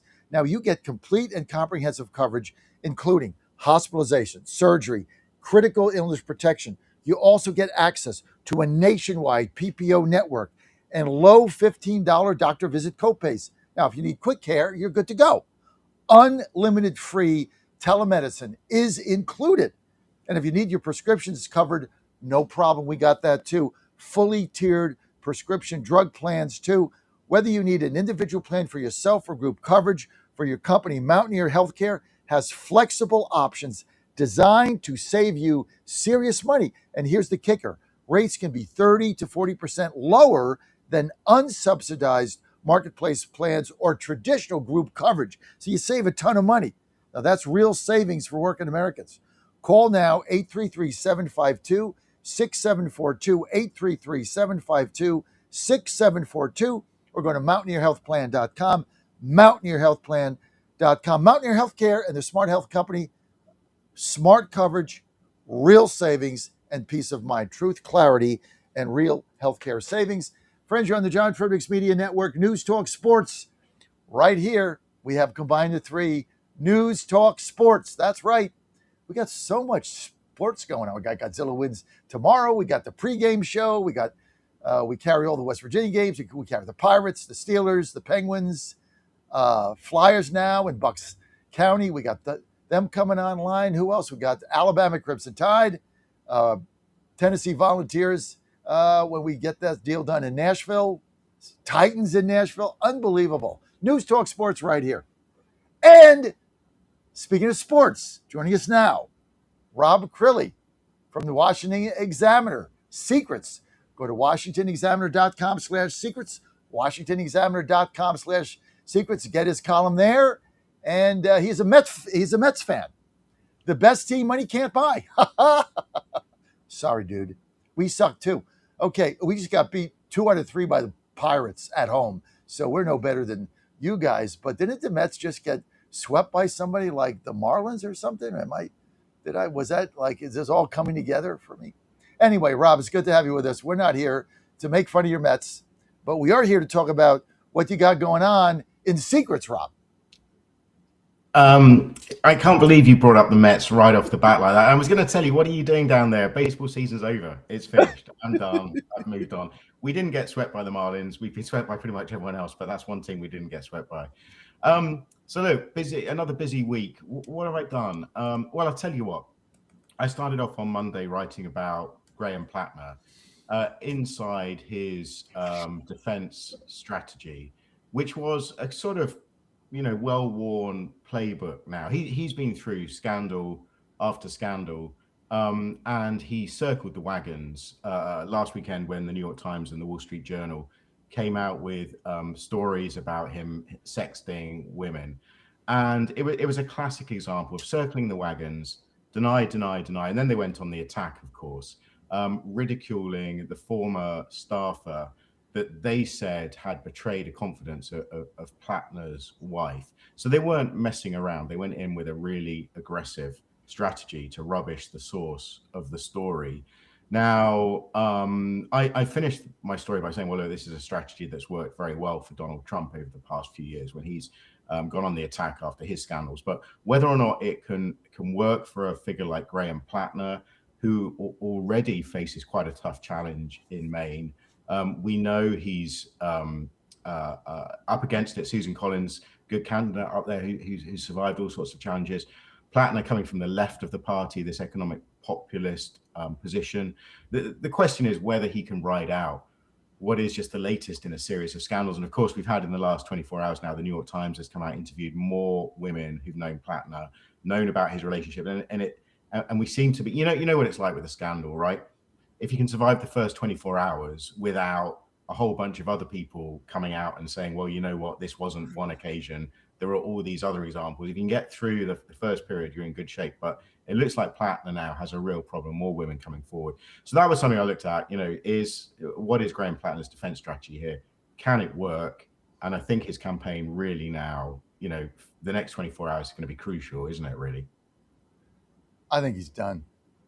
Because what came out now yesterday, I believe, Rob, and I'm sure you are a little bit under this, these are allegations, but the allegations that came out is apparently there was, he had a girlfriend, and apparently someone has put forward there in that situation that there may have been a level of physical abuse that was alleged. I don't know really the extent of that. I know that he went and met with the Senate Democrats, but it's at some point, Rob, you just got to say, look, this just isn't a very nice guy. I mean, what? Yeah. It's just not. And the Democrats have a real problem here because I know they want to win. I know they don't care. I know they circle the wagons. They just don't care. They just want power. Everybody gets it. They're tougher than Republicans are. But this is really becoming an issue for this guy. I mean, if you look at what happened to Swalwell, I mean, he just had to go away. This is tougher for them because they're trying to gain control of the Senate and they need the seat. I think they should just tell the guy to get out and then put, the former governor still on the ballot. Just all back her and she'll be the nominee and that'll be the end of it. And then there'll actually be a race with Collins. Yeah, I mean, the New York Times basically had 3 former girlfriends talking about him drinking heavily and womanizing when they knew him over the past decade or so. One in particular, Lindsay Fifield, who's a conservative, which is what Plattner sort of attacked her for, saying, well, she has a political motive. They dated roughly 2013 to 2015, and she had a number of examples of times when he grabbed her roughly by the shoulders, one time twisting her arm behind her back, shoving her into a bedroom and holding the door closed so she couldn't leave, telling her to calm down. So, it appears to be a pattern. He's defending himself. I mean, he's talked about military service, post-traumatic stress disorder, and some of the issues he's had. And I think you get a pass up to a point. But the worry for Democrats now is this scandal has been bubbling along all week. It grew fresh legs last night. And I don't doubt that every other major news organization covering this race is trying to dig up more examples of this sort of behavior over the past few years. And as you say, the Democrats have a candidate in waiting, a candidate who suspended her campaign. I mean, the primary is actually next week, I think. So there is every possibility they could clean this up and move on, which I think now is looking like the most sensible option, isn't it? I've always had the position where if you do things like this, I don't know why you would do it or something, but kind of precludes you from running for public office. I mean, go get a job and straighten yourself out. It's certain things you just preclude yourself from doing. So, Well, I mean, it's the classic. I mean, it's where we are now politically, isn't it? I think both parties are looking for candidates from beyond the mainstream who don't have the normal background. Plattner is not your typical candidate, but of course, those are exactly the sort of people that come with those risks. I mean, Trump being the absolute archetype, I mean, he was never supposed to be a political candidate. He runs in 2015. You know, all the skeletons come tumbling out of the closet. He is the very unusual politician. I mean, he said himself, he could stand on Fifth Avenue and shoot somebody and he'd still get elected. It wouldn't cause him any flip. But he is very unusual. But I think as all the parties now look for some measure of authenticity, they want real people. But of course, the problem with those sorts of candidates is that they haven't been vetted for decades and decades and decades. And these are the sort of problems you can run into. It's just too much. I mean, I'll give you an example. Rob Crilly with us, Washington Examiner. Go to WashingtonExaminer.com/secrets, and you can get his column there every day. You can also sign up, get his emails. Rob, I have a clip service. It's called Grabian, right? So we pay for it, get video and audio clips, and it comes out at 4 a.m. Tom does a super job with it. It's a great service, pretty, balanced, but especially when he puts my clips up there, then he gets a gold star.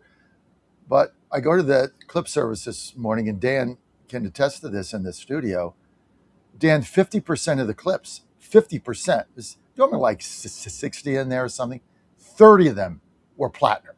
Right. Like, I'm just scrolling, and I don't care. I'm scrolling down one after the other, after the other, after the other, after the other.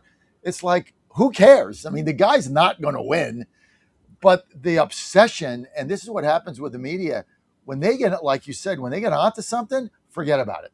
Yeah. I mean, you got everybody in the world trying to scoop the other guy, trying to find something else about him, and they're calling up everybody the guy's ever, if he went to McDonald's and ordered a hamburger, they're talking to the person that served him through the window. So this is what happens. The media frenzy starts. 50% of the clip stand today on Grabian were about Plattner. And I'm thinking to myself, who cares? The guy's got no shot at winning. Yeah. In my judgment. Yeah. And, Janet Mills, the former governor, is there on the ballot. They have a candidate. They have a strong, what would actually be a strong candidate.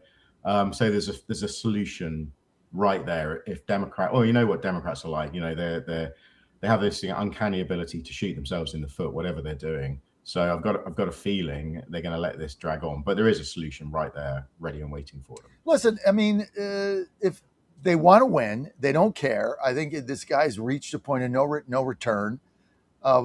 Collins is vulnerable in Maine. They have a former governor. This guy outraised her, outdid everything. She dropped out. She got tired. She's 80, and but she's still there. And it's it's kind of like the Kamala Harris thing. I mean, they decided they couldn't win with Biden. And so that's the end of that. And then Harris is a nominee, and they figured out in a day. I think the same thing is going to happen here. If the guy stays and he's the nominee, there's no scenario where. I mean, just think about Susan Collins. Well, whatever you think of her politically, I mean, you juxtapose Susan Collins, grandmother, has that kind of that shaking thing. It's not Parkinson's, but it's a tic. The sweetest thing you'll ever see. Grandma never got a parking ticket, goody two shoes, going up against this guy. I mean, come on, man. There's no way this guy wins. Yeah. You mentioned Kamala Harris there. You talked about the 2024 Democratic campaign. Have you been reading Jill Biden's book out this week? I haven't read her book, but I've seen her clips. What was the purpose of this? I mean, Democratic strategists are not hugely happy, are they? I mean, so I watched her event on Wednesday night. I couldn't get in. She was at the Sixth and I Synagogue here in DC for an event with Politics and Prose, the bookstore. I couldn't get in. It was sold out in minutes, but I watched the live stream. And within a few minutes, she was asked about, well, what's the purpose? And the host referenced Andrew Bates. Do you remember him? He was a spokesman for the Biden White House. And he said, when the book came out, why are we doing this? Why are we reopening these wounds from 2024? Do we need to be hearing from Jill Biden right now? So Jill Biden was asked about it, and she clapped back pretty firmly, saying, Andrew, if you have something to say, you call me up and you say it to me. So she was sort of on the defensive from the start. Her point about this book is no, it's not settling scores from 2024. It's not beating up on the Democratic Party that ultimately moved on from her husband. Her claim is this is a book about her time in the East Wing as First Lady, the things she did, the people she met, the trips she took. And she says, you know, 2024, her husband leaving the race, that's only one chapter. But look, you know, we're coming to the midterms now. This book has dropped right now at a time when Republicans can go through all of it for attack lines. And Joe Biden himself said he has his own book coming now, and that's going to land later on this year. So just as Democrats could be moving on, thinking about 2026 and the midterms when they have a really good chance of taking the House, possibly even taking the Senate, as we've discussed plenty of times. You know what they're going to be discussing? They're going to be discussing stuff that happened 2 years ago and reminding everybody that their candidates that year were Joe Biden and then Kamala Harris, two ultimately rather unpopular choices who lost to Donald Trump. So again, Democrats can't help themselves. They have a good, potentially a good story to tell this year, but they're going to get caught up in the history all over again. Well, it's unfortunate timing, I guess, for them. These wounds from the Biden thing. I mean, I think, you know, she said she's not settling scores, but it kind of, I mean, I did read excerpts of that one chapter. I would really care less about the other parts of the book, but it seemed like there was some score settling going on, and she's been very defensive, Rob, and you pointed that out on the live stream you saw. Rob Crilly with us. Vic will get to you in a minute.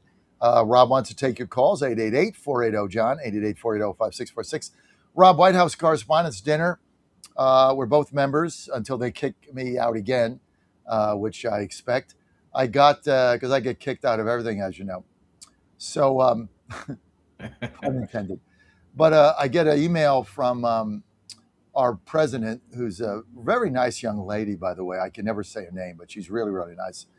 She sent out a meeting, and it said it was rescheduled. I've been so busy with baseball here in Morgantown and other things I'm doing, I didn't have a chance to read it. I just noted the date. I think it was July 25th. What is the deal with this? Can you give us insight? Like somebody said it was more intimate, and are they getting a refund for the people that don't get the tables, or how are they going to? You know what?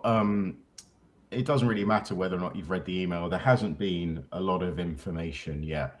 You know, the message is very clear that we're not going to let a crazy guy with a gun derail what is supposed to be one of the big events of the year. So look, full kudos to the Correspondents' Dinner. Weijia Jiang, CBS News, has done a pretty, actually, compared with some other presidents, hasn't done a bad job of leading the organization. I have a lot of time for her. So the plan is very much to go ahead, but with a change of venue. You know, the event is traditionally held at the Washington Hilton.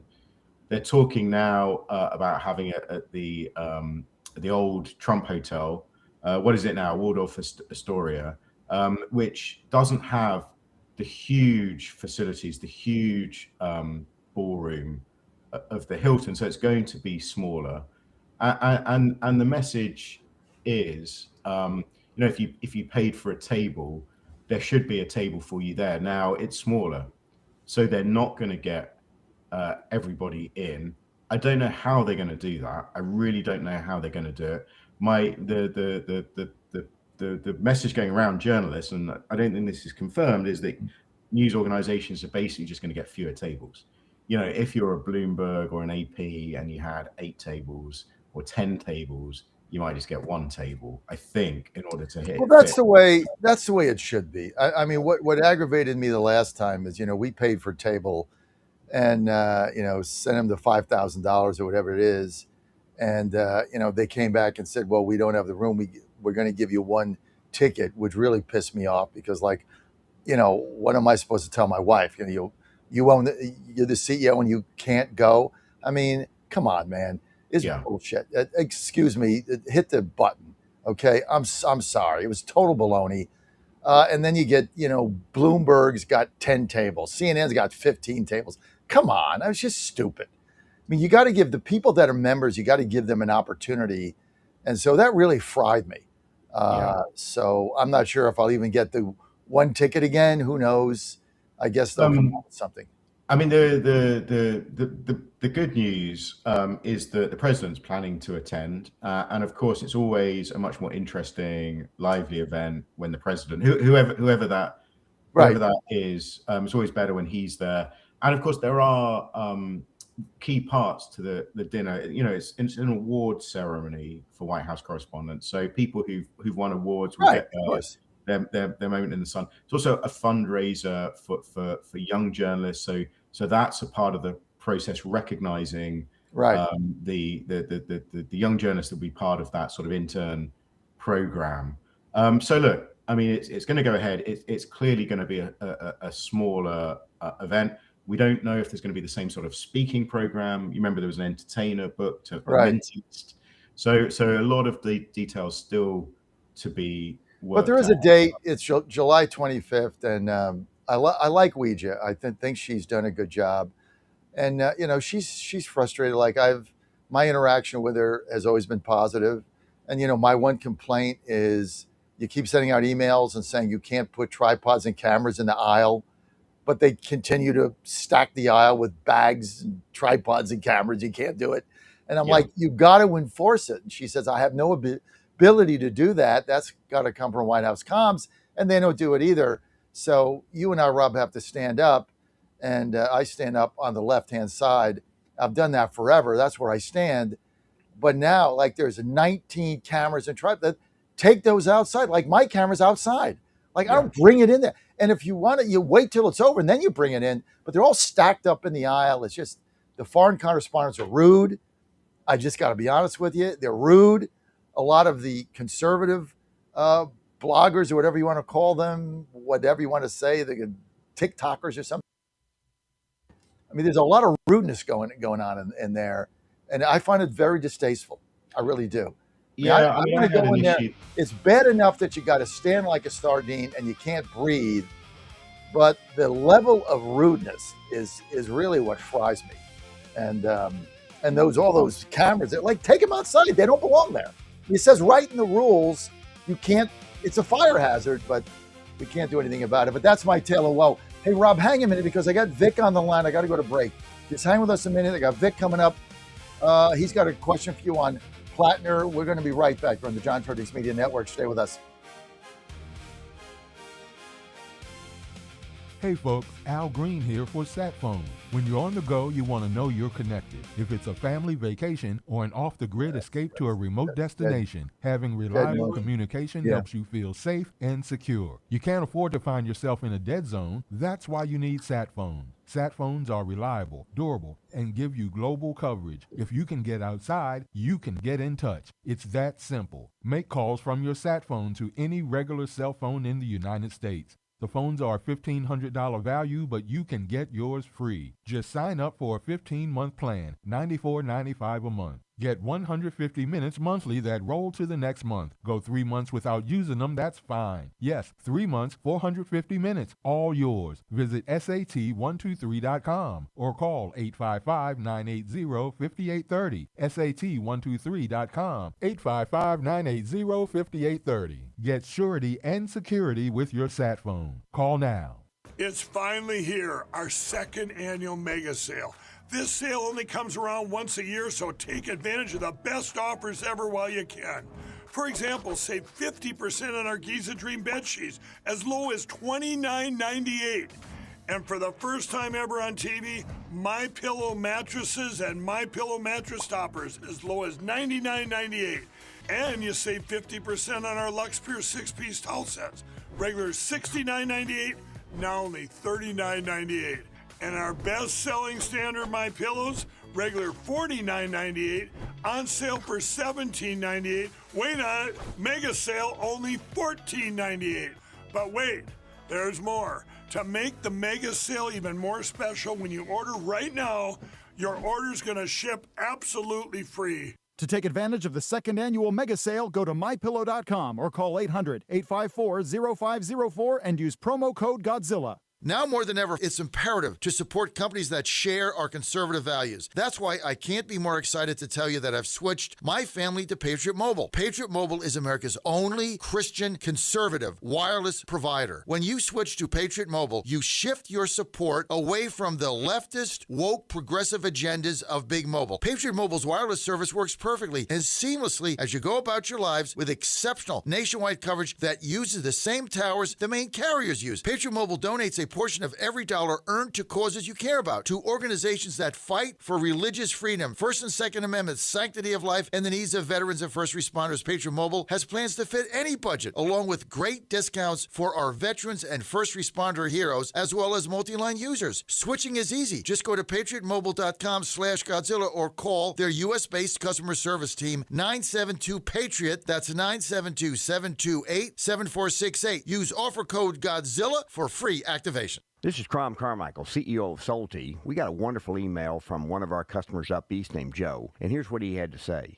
I started taking Solti almost out of desperation with little hope because I was resigned to the futility that although I was up to taking 2 statins a day, high cholesterol was something I just had to learn to live with. In fact, when I turned 60, after taking a stress cardio test, my doctor called me on a Saturday, which of course is never a good sign, and told me that I was clogged more than 95% of the people my age. I had an angioplasty and a stent procedure done at that time. Today, my stubborn triglycerides are only 1/3 of what they had been before starting taking Solti. My prescription statin dosage has shrunk from 60 milligrams to only 10 milligrams a day. My primary care doctor that I have had for many years still can't believe the results, and neither can I. Thank you, Solti, for providing such a wonderful product. And folks, I want to invite you to take care of your heart also by going to GodzillaHeart.com. That's GodzillaHeart.com. Use the code Godzilla at checkout, and you'll get a 50% discount on your initial shipment. Thanks so much. Live from the NCAA baseball tournament in Morgantown, West Virginia, this is a special edition of the John Fredericks Show. Grab yourself some peanuts and Cracker Jacks, sit back, and get ready for the best 4 hours of talk in the universe. To be part of the show, just call our toll-free number, 888-480-5646.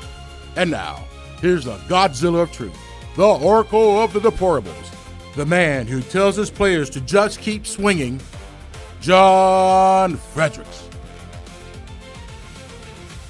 You're on the John Fredericks Media Network, News Talk Sports. Great to have you with us. Coming to you live in Morgantown, West Virginia, right outside of Kendrick Family Ballpark. We are rocking and rolling. The Mountaineers baseball team, 2 games away from going to Omaha. We're going to be there. Never miss that. This place is going to be rocking. You can see our bus right in front of the stadium, our WV Sports Nation bus. All your information on the West Virginia Mountaineers. I don't care where you live, Atlanta, Nashville, Philadelphia, Pittsburgh. Gotta love these Mountaineers. They're going to Omaha. Just go to WVSportsNation.com, WVSportsNation.com, download our app there, and you're good to go. Now, you're probably saying, well, what about if I need internet service? Where do I go? Well, let me tell you about my Starlink Mini. This thing rocks, okay? This thing, I fit this is like they're giving it away, right? Now, here's the thing. I don't need jetpacks. I don't need anything. I got rid of all that. All I got to do is put it right by a window. Yeah, if you're in a hotel, you got a balcony. That's even easier. Put it there. You're in your car, you open up the sunroof, you plug it in your cigarette lighter, boom.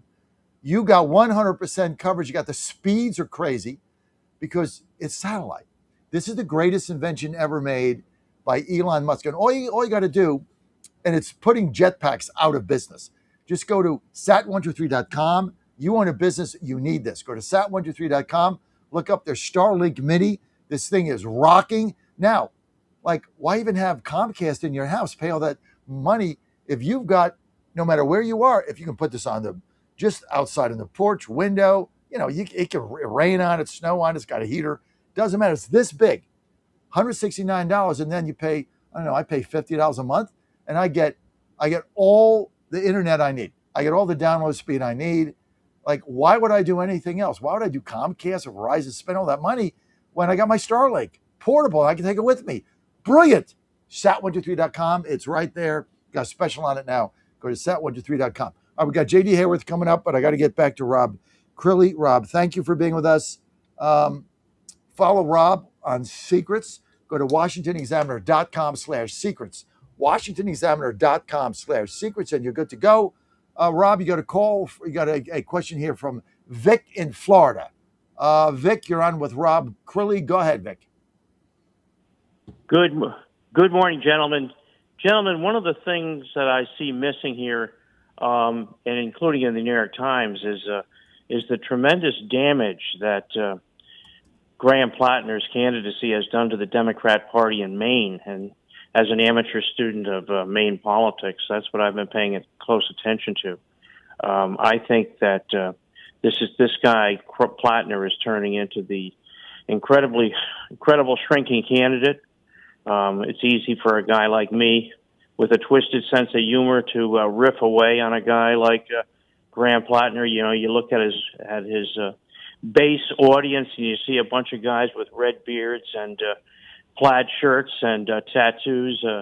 They look like any minute somebody's going to throw the big one, you know, the Sea Kyle. And but that's a small population. I believe Susan Collins is going to win that race. I think that in the first congressional district, Paul LePage will be elected, and I believe in the governor's race we'll have a Republican in the state house again. But he has done tremendous damage up there. The only reporters that go to Maine, they go to Portland and they talk to a few people who used to live in Massachusetts, and they don't really see the larger picture, gentlemen. That's my humble opinion, and I will be up there, John and Rob, in a couple of weeks, and I speak to people up there all the time. Talk to people, and you can be my you can be my citizen journalist reporter on the street. Get yourself a little camera, get yourself a little hey John phone thing, and you're John and Rob. Get yourself a mini Starlink so you can get a good internet connection. Costs you $169. Go to sat123.com. Get that, and then get a decent phone. And then you can be my roving reporter in Maine. We can have you come on live. Okay, well, you know what, John? You're always trying to sell something, John. I love you. You're a pure capitalist. Absolutely. That's terrific. Hey, John and Rob. Well, wait a minute. One thing I got to say, though. One thing I got to say, Rob. I can't let this go, Rob Crilly. And we haven't given Rob a chance to respond. But I can't let this go. Now, you said you were dissing. You said people with red beards. Okay, well, that's not fair. Some people have red hair. And then you said, and people with tattoos. Now, you're dissing those that partake in in body art, which is like me, like I'm tattooed, head to foot. So, what I mean, that's kind of pigeonholing me. That's not very nice. Ooh, no response. Well, Larry, no response from Vic in Florida. But when you look at wait a minute, no response. Audience. Don't be dissing people with tattoos. I mean, come on, man. No, I'm not dissing people with Yes, tattoos. you John, did. I honestly didn't know. I didn't know you had tattoos, John. You've been concealing this. You're going to have to come out there with one of those. I got two maple sleeves. I mean, look, I don't do my show with shirtless dude. All right, I got to. Well, that's what we're all waiting for. No, we're going to get you. We're going to get a picture of you and a picture of Plattner, put them side by side. What do you think about that, John? My tattoos are better. And well, we don't know, John. You're the final thing is, I'm going to say, Rob, let me get. Wait a minute, John. There's some polling out this morning that is interesting and speaks to this from Tony Fabrizio, Trump's pollster for Pine Tree Results PAC, who are backing Susan Collins. But they ran the favorable, unfavorable question on Plattner. And in January, he was running at 35% favorable, 29% unfavorable. And what's happened, this poll was taken earlier this week. And what's happened is people have got to know Graham Plattner. Both numbers have gone up. So he's now running at 40% of respondents have a favorable impression of him. But his unfavorables have gone up much, much higher. So they're now at 49%. So he's gone from essentially plus 6% to minus 9%. And the point I think that Tony Fabrizio is making is the more that voters know about Graham Plattner. Remember, he sort of came from nowhere. And as this has gone along, we've learned more about him. His awkward tattoo with Nazi connotations. Now, of course, we've been hearing a lot more about his drinking, his treatment of women, and past relationships. And the more voters have come to know about him, the less favorable they see him. And the result is at present in this poll, you have Collins and Plattner tied at 46% on the ballot. Now, if Plattner stays around, I think, as we discussed previously, Collins has this in the bag. More voters know about Plattner, the less they seem to like him. So that's where we are now. And Democrats, as we were discussing, he's dead in the water. Okay, the guy is dead. Yeah. And as far as I've said this before, and then I got to go to J.D. Hayworth.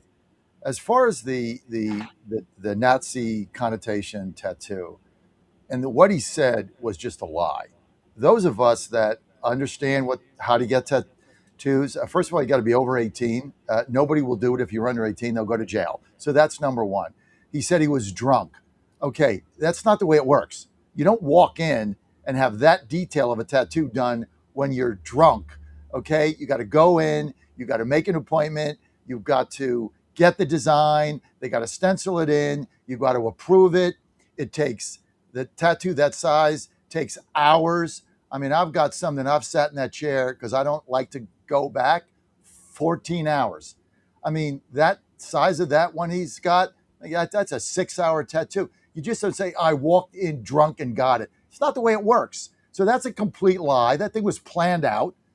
None of, if it's like 1 inch or something, yeah, you can do that. But something elaborate like that, it takes hours and hours and hours in that chair. So he's a liar about that. And then he could have had it removed. He never had it removed. I mean, there's a procedure for that. That takes even longer. But he didn't do any of that. So the guy's a liar, and he's gonna get crushed. Rob, I gotta go. I gotta get J.D. Hayworth. Rob Curley, thank you. Vic, thank you. Follow Rob, WashingtonExaminer.com/secrets. WashingtonExaminer.com/secrets. Joining me now, J.D. Hayworth, former congressman, Arizona. J.D., thank you for your patience. Sorry for the wait. Big Pharma ripping us off again. Well, I had to have my glasses because it's dark 30 out here, dark 50 out here in Arizona, Johnny F. But what is going on now? While you have 40% of Americans skipping some of their prescription drugs because of the costs, listen to this. Reporting from Biospace indicates the highest paid pharmaceutical CEOs collectively took home $157.8 million in 2025, a 24% increase over the previous year. And several big pharma CEOs saw how about this raise in salary? More than $10 million a year. So look, I'm a guy, I appreciate capitalism. We've talked before about Donald Trump. I mean, he's a billionaire, but there's a difference between profiting and profiteering. And that's where we are right now with big pharma. And what we're seeing now with executive compensation, John, we're all talking about polls as we're getting ready for the midterms. You and I have talked about this before, and our latest polling indicates this. 94% of the American people say there's one cause for the affordability crisis in medicine, and it's big pharma. Our polling also indicates 73% of Americans, or certainly over 70%, have a big problem with executive compensation. Again, the American people are way out front on this issue, and I'd be remiss. I know you appreciate this, Johnny F. Always got to put in the website, pharmareformalliance.com, pharma with a PH. Pharmareformalliance.com. Okay, we're going to be promoting that. Some of the numbers you bring up are stunning. I mean, people are suffering. They can't afford prescription drugs, and these CEOs are making more money than ever. I had Dr. Oz on my show yesterday, and we talk about record profits from, like, just take one of them, the biggest, United Healthcare. Record profits. Their profits up this year 25%. How are their profits up 25% and we can't afford basic prescriptions for our seniors? Like, how does that math compute, J.D. Hayworth? Well, what happens is, and again, and I appreciate the fact that you have me back as a repeat guest, some would say a repeat offender.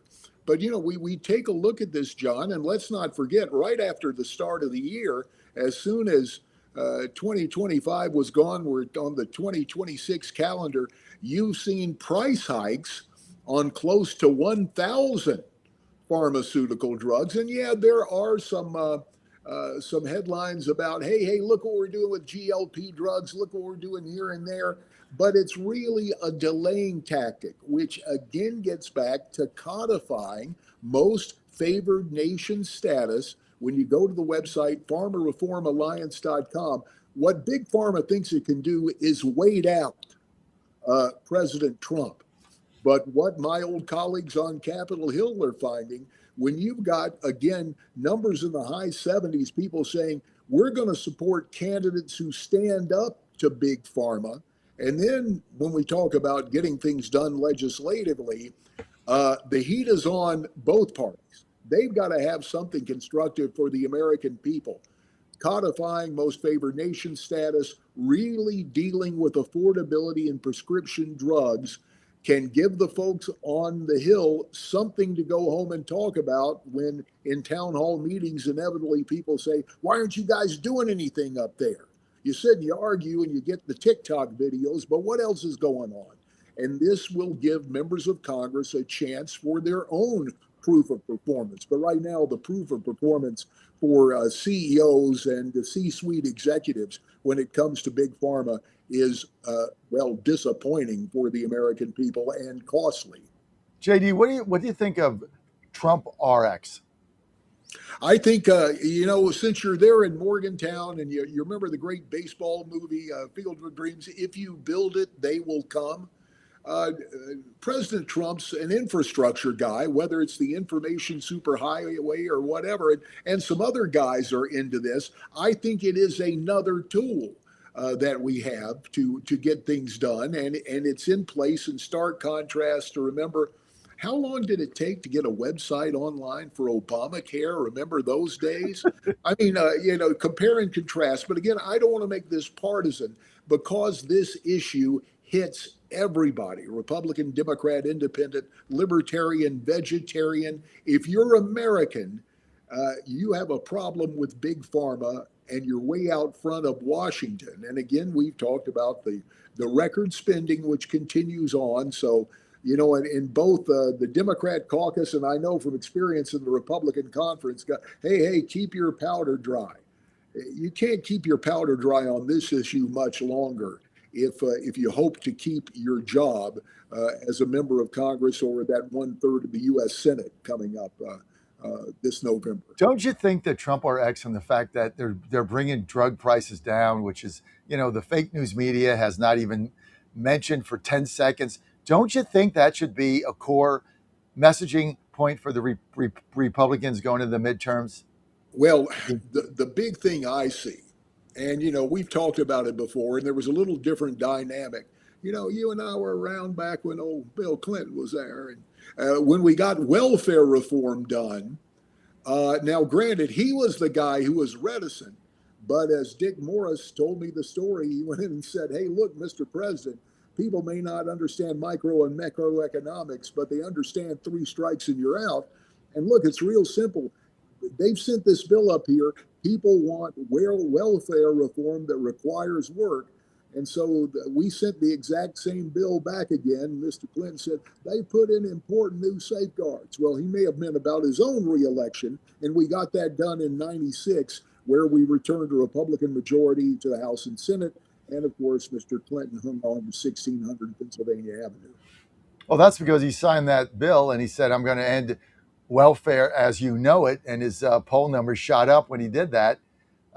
Bill Clinton today, if governing that way, would probably be a Republican based on what you well, you can recall he was going around moping saying, oh, we're all Eisenhower Republicans now, because we dragged him back from where Hillary and the left was taking him. But again, this is the truth. Regardless of where you are on the political spectrum, this is hitting everybody in the pocketbook except the C-suite of Big Pharma and the CEOs. And when you see this, look, it's one thing for shareholder returns, but what about stakeholders? What about patience?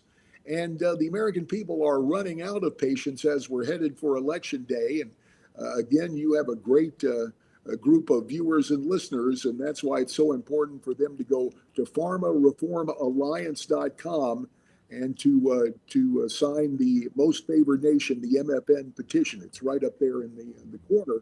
This is so critical because we've got to get public enthusiasm behind what you guys are doing, because it's only through the public pressure that you're going to bring these prices down. And when you outline the increases of CEO pay for these people that have been gouging us for years, and they just keep making more money and then them getting more money on our backs, I mean, that is just, there should be an uprising over that. That's what you guys are trying to do. And I think the American people, again, our polling indicates the American people get it. And as so often is the case, official Washington, well, let's hold off here. How do we keep this? How do we keep everybody happy? Look, when you have a choice between the people and the CEOs, it's pretty simple. You got to dance with who brung you, and it ain't the CEOs; it's the voters in your district or your state. JD, do me a favor. I really want to follow up with you personally on it. I just looked at my phone. I don't have your number. Right in that chat box there, if you can give Dan your mobile. The private chat box, the comments on the other, we can tell we're getting to election time. Yes, but on our custom-made way to get it done, brother, I will get it to you. And yeah, just right in that box there, which is just me and Dan. Everybody, I see it right down there. Yeah, yes, just put your mobile in there. That only goes to me and Dan.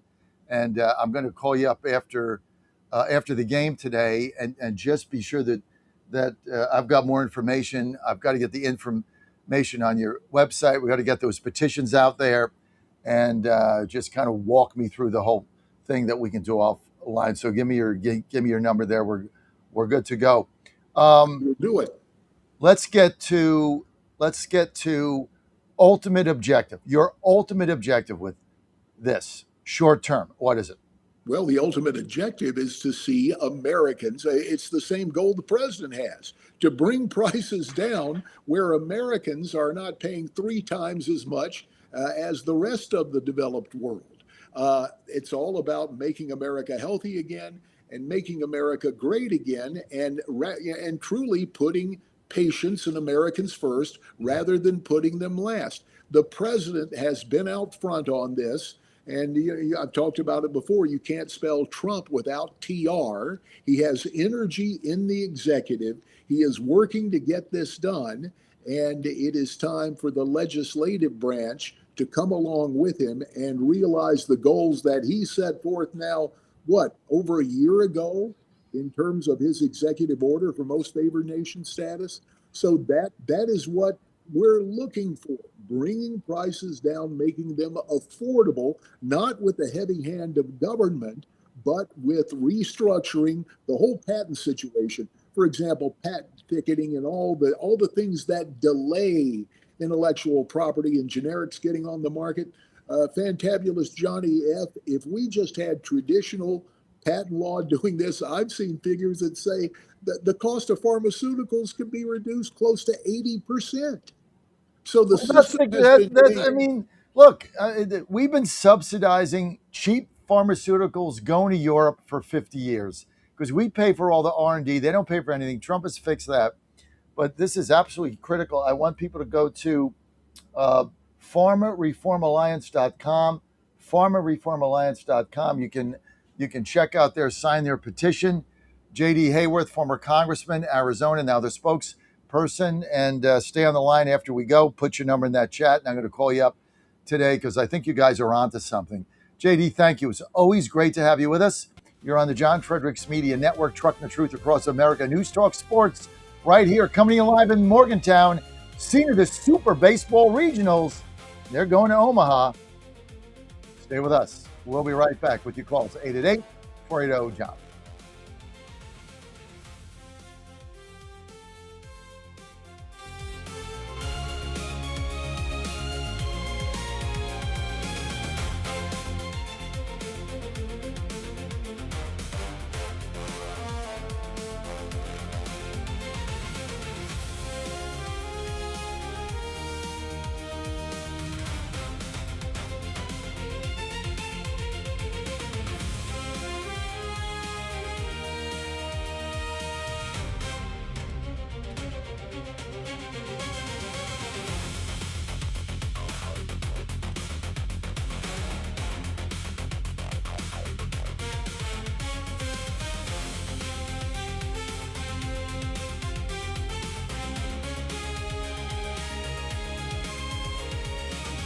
WJFN W224EB 92.7 FM Chester, W299DB 107.7 Bon Air, 100.5 FM Goochland, and WJFB Port.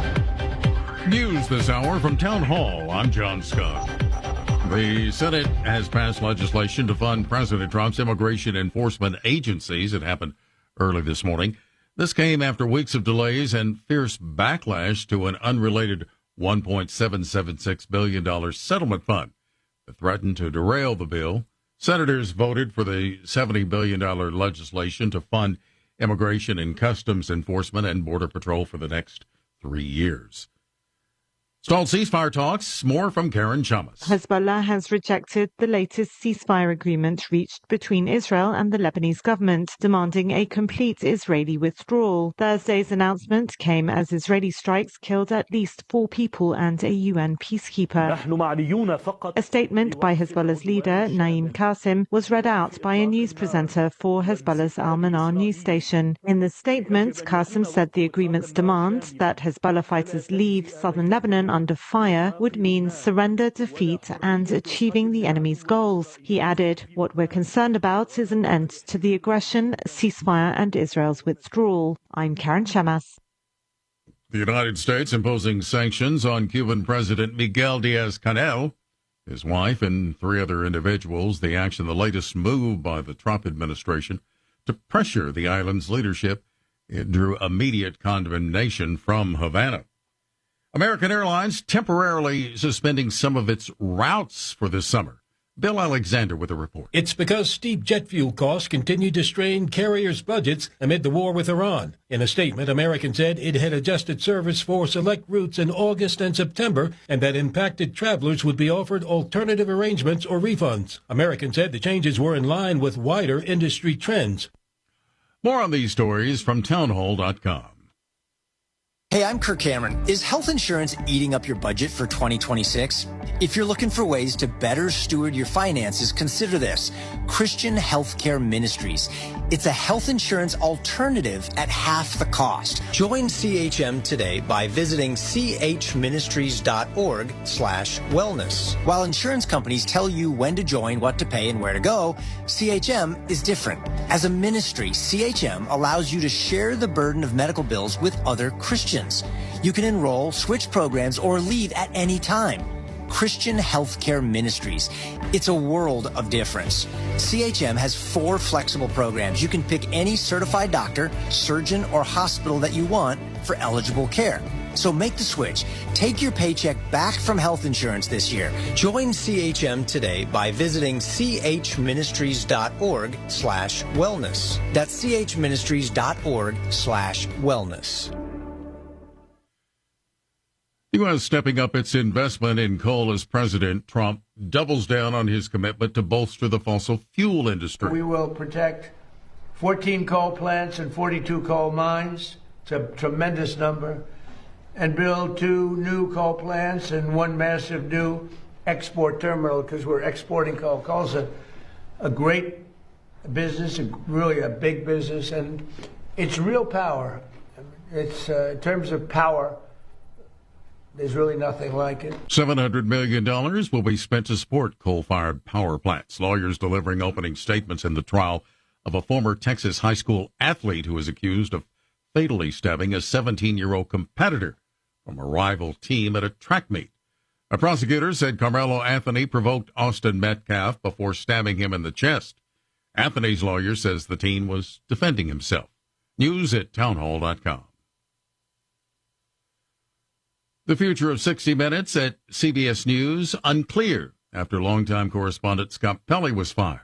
Laura Witters has the report. Scott Pelley's time at 60 Minutes is over. He's been fired from the program. CBS hired new management to monitor bias and make the show more fair and balanced. But that has not been sitting well with some longtime on-air and off-air employees. Bias has been an issue since the Dan Rather days. He was let go from CBS after a 60 Minutes piece back in 2004 about former President George W. Bush's service in the Texas Air National Guard. The story relied on unverified documents and Rather was forced to apologize on air. Tyco Fire Products, the manufacturer of firefighting foam that contaminated the water supply in northeast Wisconsin with PFAS chemicals for decades, has now agreed to a $10 million settlement with the state. More on these stories at townhall.com. In 2008, the amount of concentrated time people could spend on a task without becoming distracted was 12 seconds. 5 years later, it was only 8 seconds, 1 second less than a goldfish. If you're often distracted or have trouble recalling information, you're likely to fall behind in the demanding, fast-paced 21st century. In other words, brain performance is more critical now than ever. Boost your brain power with Healthy Cell's Focus Plus Recall. Science-backed nootropics to help you sharpen focus, concentrate longer, enhance recall, improve mental speed, learn rapidly, and be more alert. It's a pill-free brain supplement made with maximum absorption ingestible gel technology, designed to feed your brain at the cellular level. Take it for a test drive.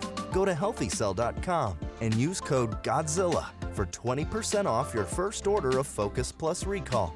That's healthycell.com, code GODZILLA for 20% off. I'm Congressman John Rose. Without free and fair elections, we don't have a republic. Only U.S. citizens should vote in American elections. In Tennessee, we call that common sense. The Save America Act requires proof of citizenship to register and photo ID to vote. 83% of Americans support it. President Trump supports it. And I've voted for it 3 times. But each time we pass it in the House, it dies in the Senate. That's why I'm calling on my Senate colleagues to do the right thing, end the filibuster, and send the Save America Act to President Trump's desk. The House has done its job. Now the Senate must do theirs. No more excuses. No more delays. I'm John Rose. Our republic depends on their courage. Paid for by official funds authorized by the House of Representatives. Hey folks, Al Green here for SatPhone. When you're on the go, you want to know you're connected. If it's a family vacation or an off-the-grid escape to a remote destination, having reliable communication helps you feel safe and secure. You can't afford to find yourself in a dead zone. That's why you need SatPhone. SatPhones are reliable, durable, and give you global coverage. If you can get outside, you can get in touch. It's that simple. Make calls from your SatPhone to any regular cell phone in the United States. The phones are $1,500 value, but you can get yours free. Just sign up for a 15-month plan, $94.95 a month. Get 150 minutes monthly that roll to the next month. Go 3 months without using them, that's fine. Yes, 3 months, 450 minutes, all yours. Visit SAT123.com or call 855-980-5830. SAT123.com, 855-980-5830. Get surety and security with your sat phone. Call now. Trump 2.0 is in full effect. How do you keep up with all the action? I'll tell you. TrumpNationNews.com is your inside source for the inside scoop. Manufacturing, jobs, deportations, and the nation's rejuvenation. The first 100 days and beyond. All the news you need and no liberal gibberish. It's the perfect way to start your day. Sign up for the TNN newsletter. Do it today.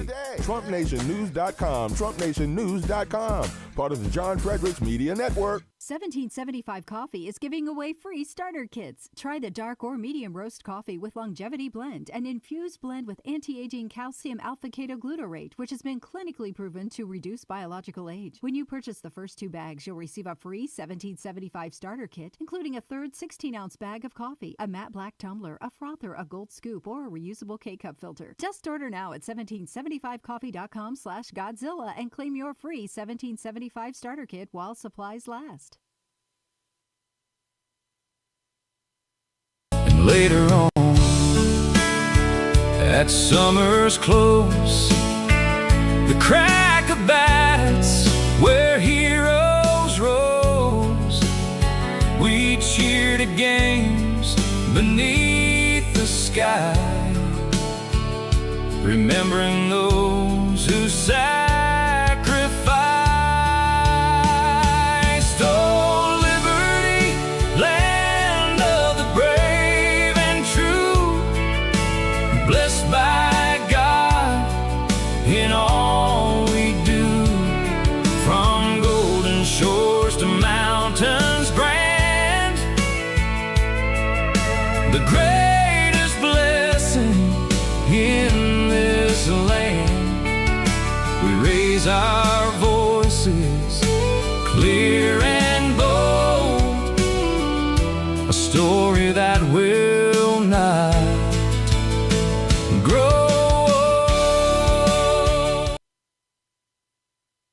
Live from the NCAA baseball tournament in Morgantown, West Virginia, this is a special edition of the John Fredericks Show.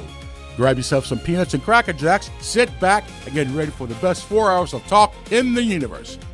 To be part of the show, just call our toll-free number, 888-480-5646.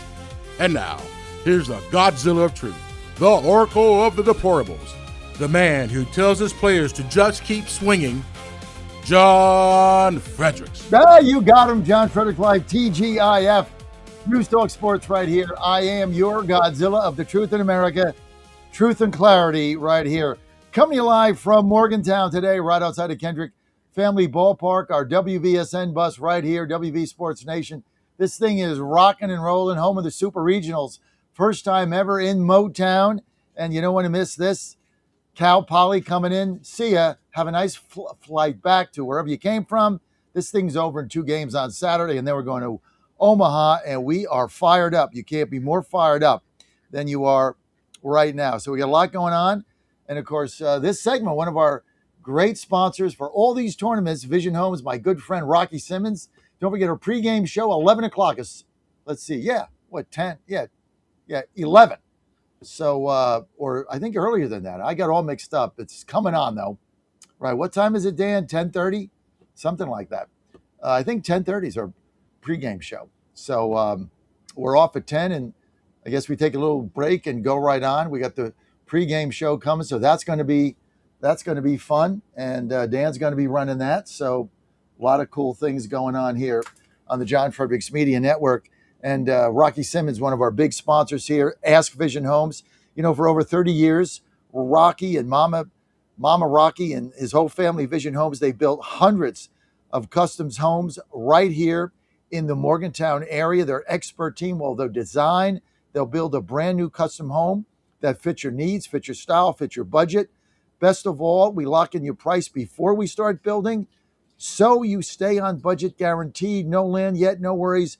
Vision Homes can help with that too. So whether you're a first-time home buyer looking to upgrade and build your dream home, or you're looking to downsize and simplify your living space, just go to Ask Vision Homes, askvisionhomes.com. Invest just 1 hour with them, and they'll walk you through their easy step-by-step home building process and answer any questions that you have. Just go to askvisionhomes.com, askvisionhomes.com, to see how simple it is to build your dream home. Askvisionhomes.com. And Rocky Simmons and his team, his whole family is a family company. They will take care of you, and you're good to go. So all good. And coming up in a few moments here is Bill D'Agostino, Media Director, Senior Research Analyst of Newsbusters. Do you have a clip here, Dan, that you want to run? I do, yeah. He sent us over something, sort of a montage of anti-white racism in the media. Okay, roll it.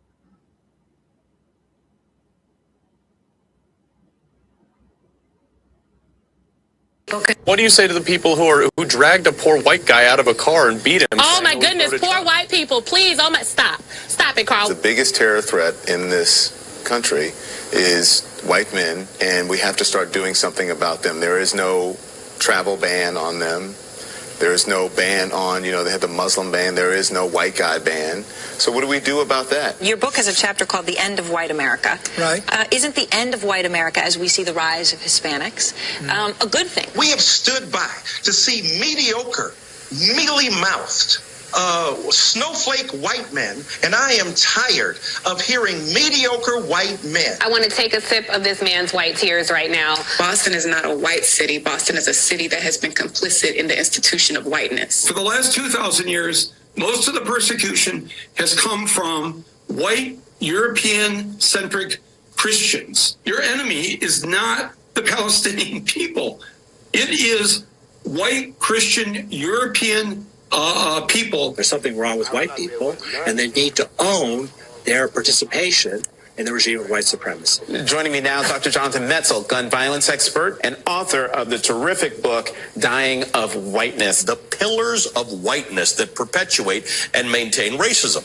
And one of those pillars is the concept of individualism. There comes a certain point in time when white people need to mind their business. Some of the most helpful things that white people can do is shut up and listen. It's not like O.J. Simpson was the leader of the civil rights movement of his era, you know, but he represented something for the black community in that moment, in that trial, particularly because there were 2 white people who had been killed. A U.S. charter plane carrying dozens of South Africans, known as Afrikaners, the white ethnic minority that created and led the brutal apartheid regime in South Africa, landed in the United States of America. So deeply and morally wrong-headed and repulsive. These are the descendants of the people who created the most diabolical system of white supremacy in human history, apartheid. So if the Afrikaners don't actually like the land, they can leave that country. They are. They're leaving to come here. No. They can These leave refugees and go, are coming here. They can actually leave and go to where their native land is, which is probably Germany. For these folks who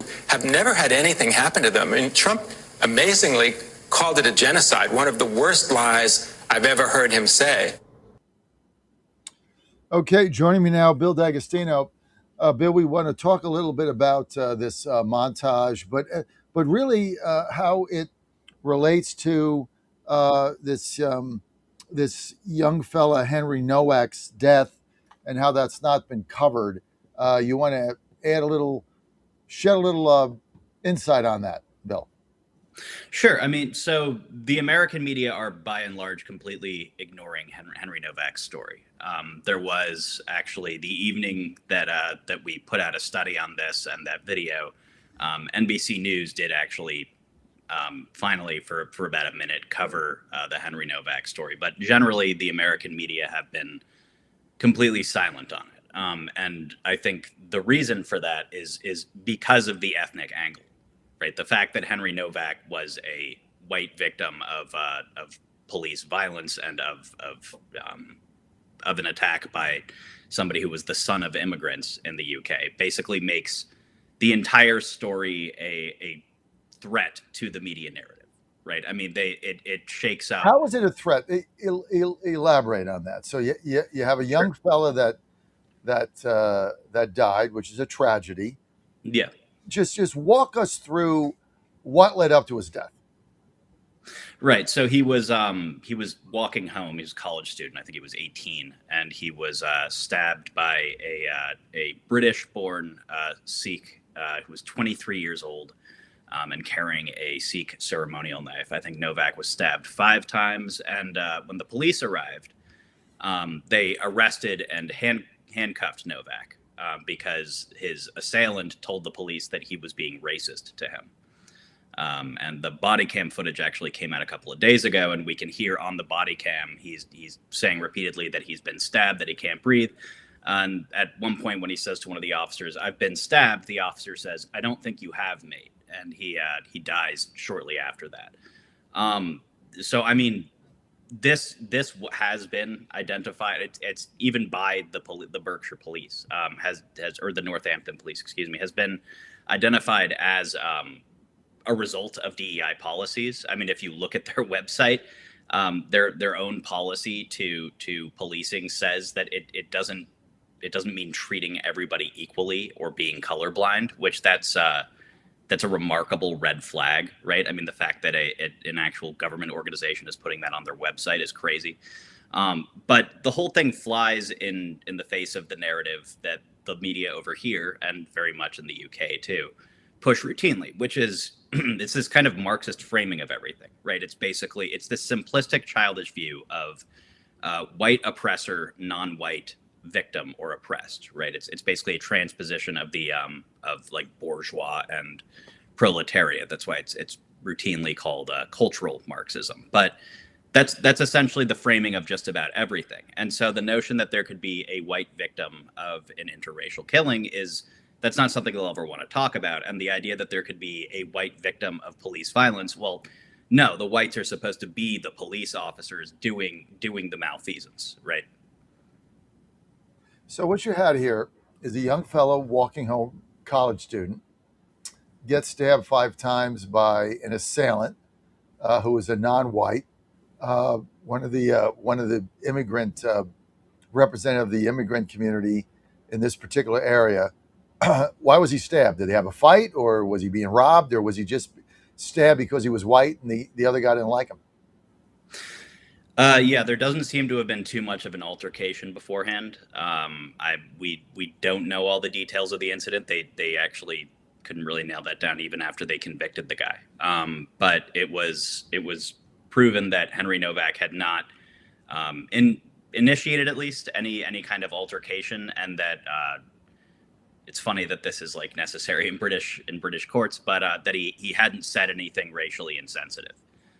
Because apparently that actually might have made his assailant less guilty in the eyes of the British law. But it was proven that was not the case.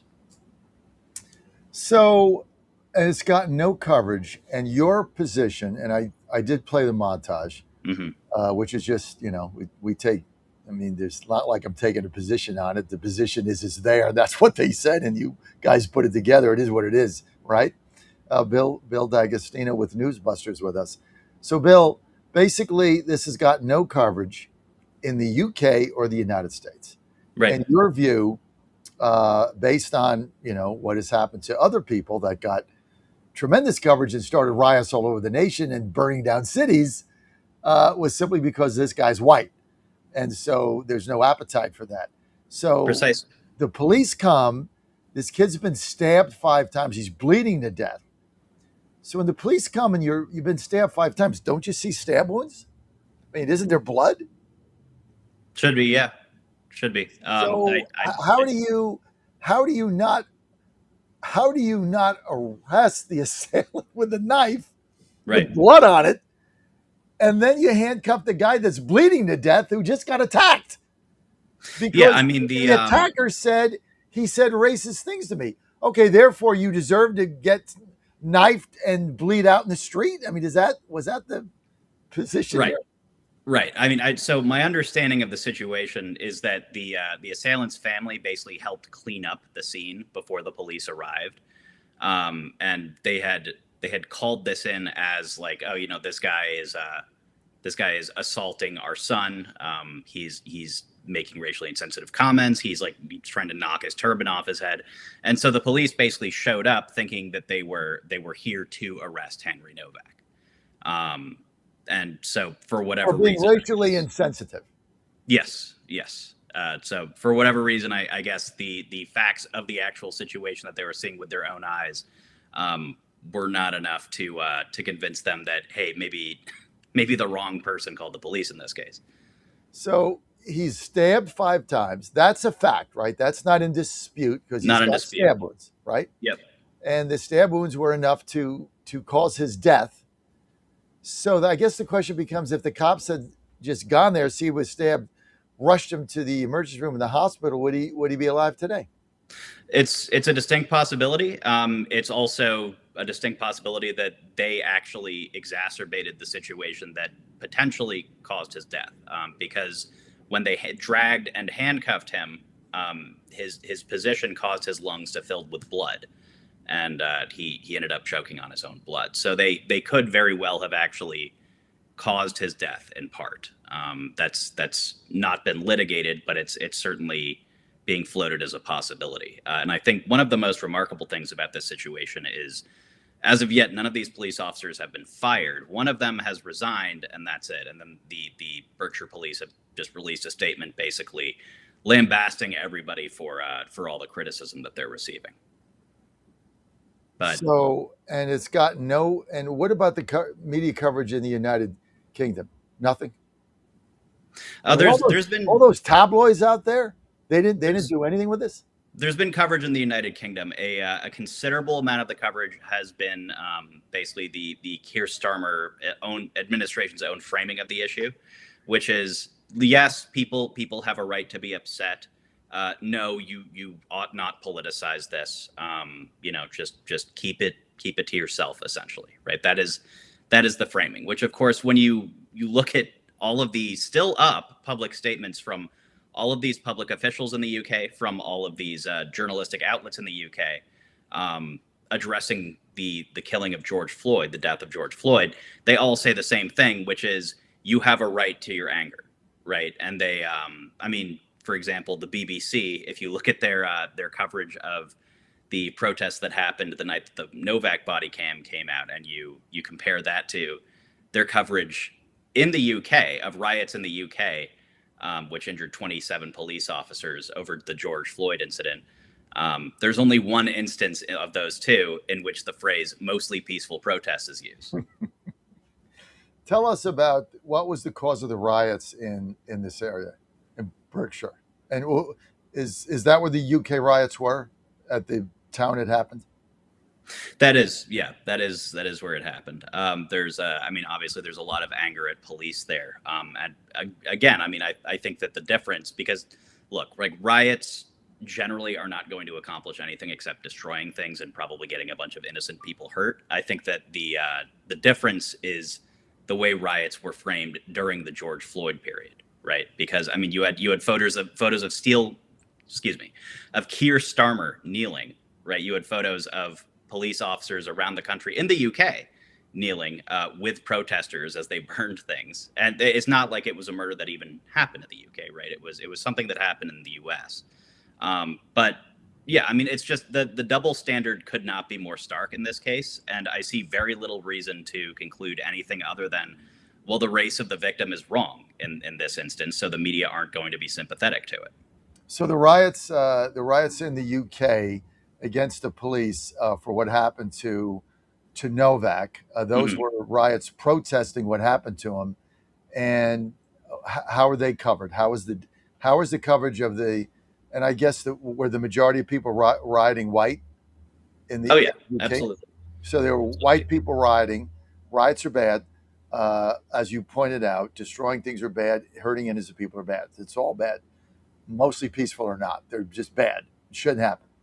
So what kind of coverage did this get? Yeah, I mean, the phrase "mostly peaceful," right, it's such a weasel phrase too, because you could say that Pearl Harbor was a mostly peaceful day, right, because the activity was condensed to like just a couple of hours in the day, right? So the majority of the day was peaceful. So it's idiotic to frame it like that. And of course, that framing is not used. We're not calling anybody out for not using that framing in this instance. You could make the argument that this was a lot more in line with how you would expect a rational media to cover riots, right? That was basically how the coverage worked. I think the frustration is the difference, right? The way that they all react during the George Floyd fiasco is with pure sympathy, right? It's basically, okay, well, these people are actually freedom fighters and they need to be given space to destroy. Whereas in this case, these are lawbreakers, these are lawless people. And the reaction of the police, of course, was also very different. Unbelievable. I mean, the media coverage. Here's the deal, Bill. We've got what is this? June, right? June, July, August, September, October.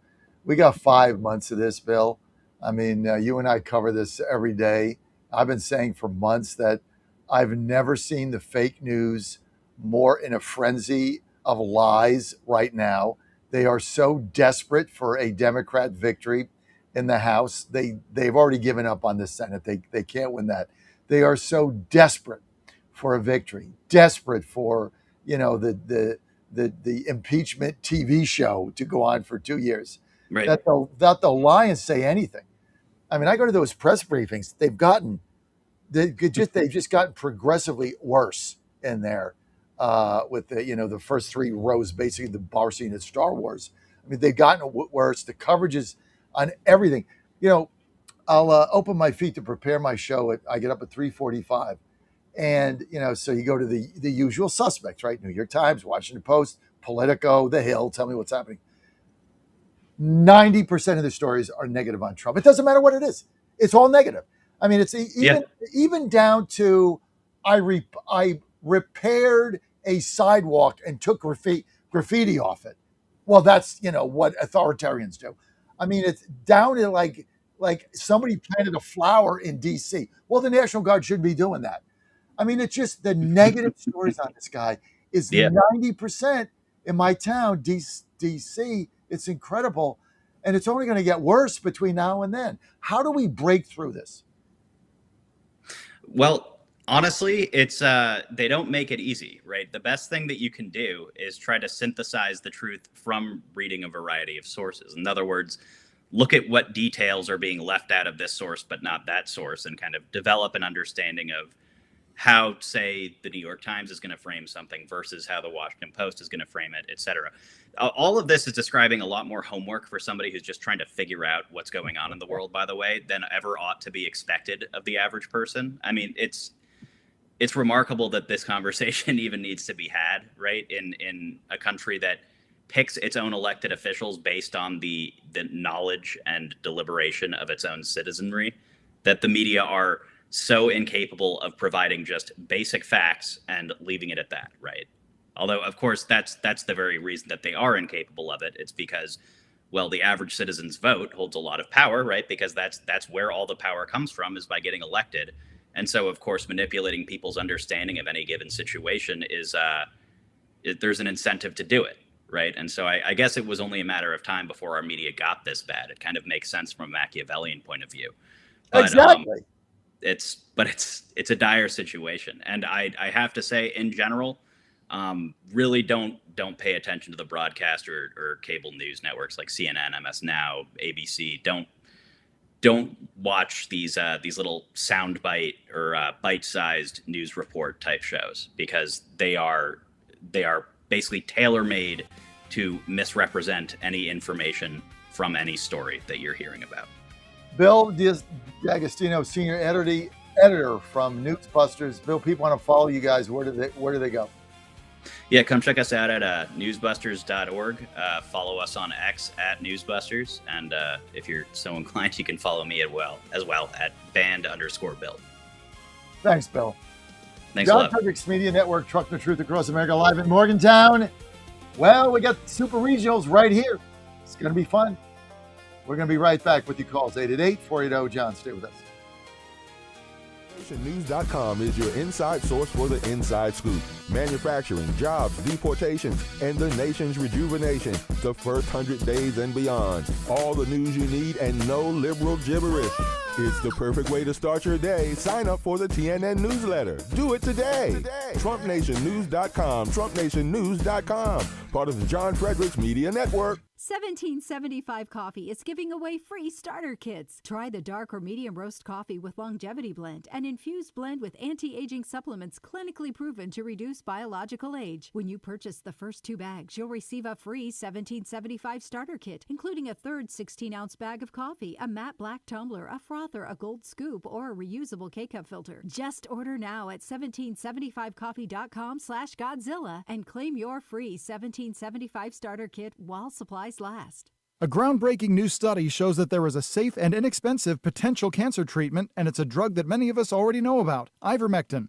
This new study shows that individuals who took ivermectin, the parasite-fighting medication that gained fame during the COVID pandemic, along with the drug mebendazole, saw remarkable results in their battles with cancer. These incredibly promising results have many Americans wondering where they can obtain U.S.-made ivermectin and mebendazole. And that's where the Wellness Company comes in. You see and hear from Wellness Company doctors all the time on this network, and you know that their products are the gold standard for keeping you and your family safe and healthy. The Wellness Company is making 100% American-made ivermectin and mebendazole available at an incredibly affordable price point. Say no to Big Pharma's greed and no to Big Pharma's poisons, and say yes to a company that you can trust to bring you safe, affordable, and effective treatments. If you or someone you love is interested in trying ivermectin and mebendazole, then I urge you to go to twc.health/Godzilla today and order. That's twc.health/Godzilla. Use the promo code Godzilla to save 10%. I'm John Rose, and I have the honor of representing Tennessee's 6th Congressional District in Congress. As my time in Washington comes to an end, I want you all to know that I plan to finish strong.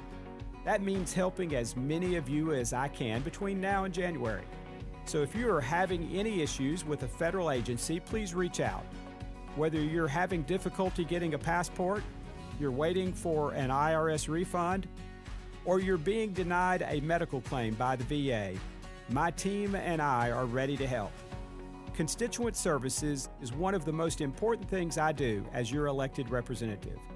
You can reach out at johnrose.house.gov or call my office at 202-225-4231. Again, that number is 202-225-4231. I'm John Rose, serving you. Paid for by official funds authorized by the House of Representatives.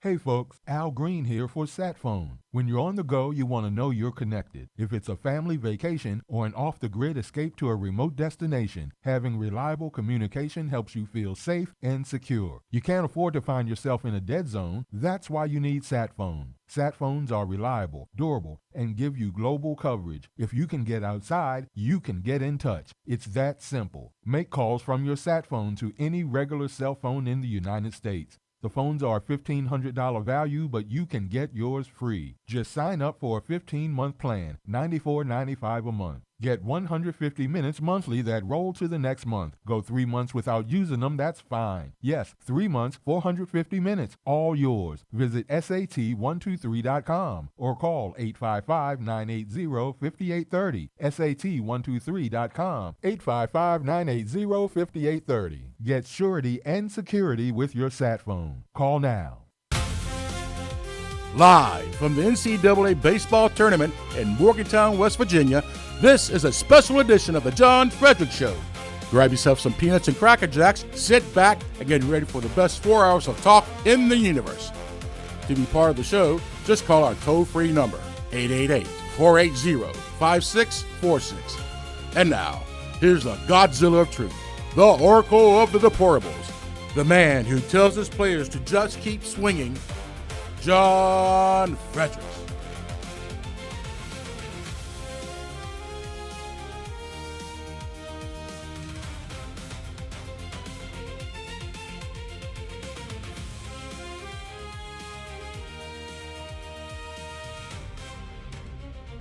Well, we got them back. Baseball day, West Virginia University. We're fired up today. Super Regionals right here. They start. Want to get your calls, 888-480-JOHN, 888-480-5646. Joining me now, Frank Cassidy, former Federal Housing Commissioner and assistant of the of HUD, Secretary of Housing, in the show with us today. And Frank, thank you for joining us. We're right outside of Kendrick Family Ballpark here in Morgantown, West Virginia. Finally got out of the bubble in Washington, D.C. This is baseball fever going on right here. 2 wins, and the Mountaineers go to the College World Series, first time ever in Omaha. And best 2 out of 3, it's not going to make it past Saturday. I already told the people here from Cal Polytech, nice kids, nice families. Be sure you book your plane for Saturday afternoon, because no sense spending a hotel on Saturday night because you're going to be out in 2 games. But thanks for coming, and don't forget to participate in all the area restaurants so we can make plenty of money off you, and then you can go back to California. So it's good to have you here. Frank, thanks for joining us today. Just give us an overview of, from your perspective, what you see now in your areas of expertise in the administration, Frank. John, thanks for having me. You're in the right spot going into the weekend here, so hope you enjoy that. Sounds like it's going to be a blast. So I spent the last year serving as President Trump's Federal Housing Commissioner and HUD Assistant Secretary for Housing, so oversaw FHA's $2 trillion mortgage insurance portfolio, which essentially guarantees mortgages primarily for first-time homeowners. So it's the gateway to home ownership. When you look at what's going on in the country right now, the average age of the first-time homeowner is now up to 40 years old. It used to be in its 20s back in the day. So we're becoming a nation of renters. President Trump and his administration prioritized single-family home ownership, and we wanted to get that age of the first-time home buyer down. When Americans own homes, they create equity, they have skin in the game, they make a mortgage payment, they pay taxes. So we are very focused on using the power of the Federal Housing Administration and the platform to send that message to Americans. Let's buy homes, let's build the family, and let's create equity. All right, so Frank, detail for us, for our listeners and viewers across the country. We've heard a lot about that President Trump is very, very concerned about the lack of young family home ownership, that we're, like you said, becoming a nation of renters rather than owners. What specifically has the administration done that is going to provide an opportunity for younger people to get into home ownership? Well, if you look at the road to housing bill that is in the House right now, it went to the Senate to the House. I believe it's back in the Senate now. That will be the biggest piece of housing legislation to ever pass Congress, and it will happen under President Trump's watch. What that does is deregulate and streamline a lot of the federal housing agencies, which should support more supply coming online. If we're going to make housing more affordable, we need to build more of it. President Trump is a builder, he's a developer, he's actually built housing. So he understands the supply side economics. Let's build more housing, let's deregulate, let's streamline. Over the Biden years, they put in so much bureaucratic red tape and it hindered new development. For example, on the FHA multifamily side of things, every development of a multifamily apartment building essentially needed to get a green energy certification in order to get an FHA multifamily insured loan at the lowest interest rate. So day one, when I stepped into the administration in April, we pulled back that requirement. It was an ideologically driven green mandate, and we lowered all multifamily mortgage insurance premiums to 25 basis points across the board. So because of President Trump's bold action to deregulate and streamline, we made a lot of headway this past year. Driving supply side initiatives, making housing ultimately more affordable. So let me ask you this. So you got the one issue is regulation, and the regulation doesn't lead to my son buying a home, right? But what it leads to is getting rid of those increased supply of homes. So right now you don't have enough supply. You don't have enough homes being built. So that's John, probably 20 to 40%, 20 to 40% of the cost of new housing is some form of bureaucratic government red tape. So what President Trump is trying to do is incentivize local municipalities and governments to deregulate and streamline the home building process. So ultimately we can build more housing. Additionally, we need to get younger folks like your son buying homes. I was 20 years old when I bought my first home. I was a sophomore in college. Me and a couple buddies were looking to move off campus, and the owner of the property said you could rent it for $1,500 a month, or you could buy it for $200,000. I was 20 years old, didn't have any money. I said I'd buy it. Figured out I'd get an FHA insured loan, put down 3.5%. So I put down $7,000. Back then in 2010, they had the first time home buyer tax credit. So I actually got $8,000 back from the government, put $7,000 down, got an FHA insured loan, had my three buddies live with me and pay $500 a month each rent, covering the mortgage. It's those type of examples that we need to do a better job of educating younger Americans that the financing is out there. Programs like FHA, which have been around since 1934, support home ownership. But it's still, Bill. I'm sorry, Frank. It's still tied to the cost of money. So back then you could put 3.5% down. Now you can't do that. You got to put. Well, you still can. So with FHA, John, you can put down 3.5%. An FHA insured mortgage from a private lender will finance the rest. A lot of Americans don't know that. So what is other than interest rates are higher and education and housing supply is down, Frank, what is, when you say educate people, why do so many people now prefer to rent? Younger people, why do they do that? Is it they can't afford it? Is it they don't know what the future is going to be? It's easier. What is it? I think, John, really it's a combination of both. I'm 36, turning 37 years old, and some of my friends don't even own homes yet. I think that younger Americans are getting married later. They're having kids later. Part of it is the convenience factor. Part of it is that housing prices have skyrocketed. Interest rates have gone up, although President Trump just installed a new Fed chair and rates should be coming down. But I think it's really a combination of both.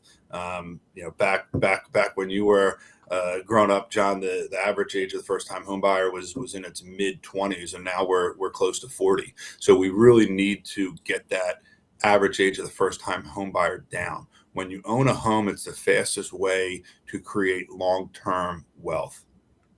Why'd you leave the administration? So I was there for a year, really since day one. I'd always told the administration that I do, a year to a year and a half. I was commuting between Philadelphia and DC, and we had my wife was 8 months pregnant at the time when I went in. I'd always been in the private sector, 14 years.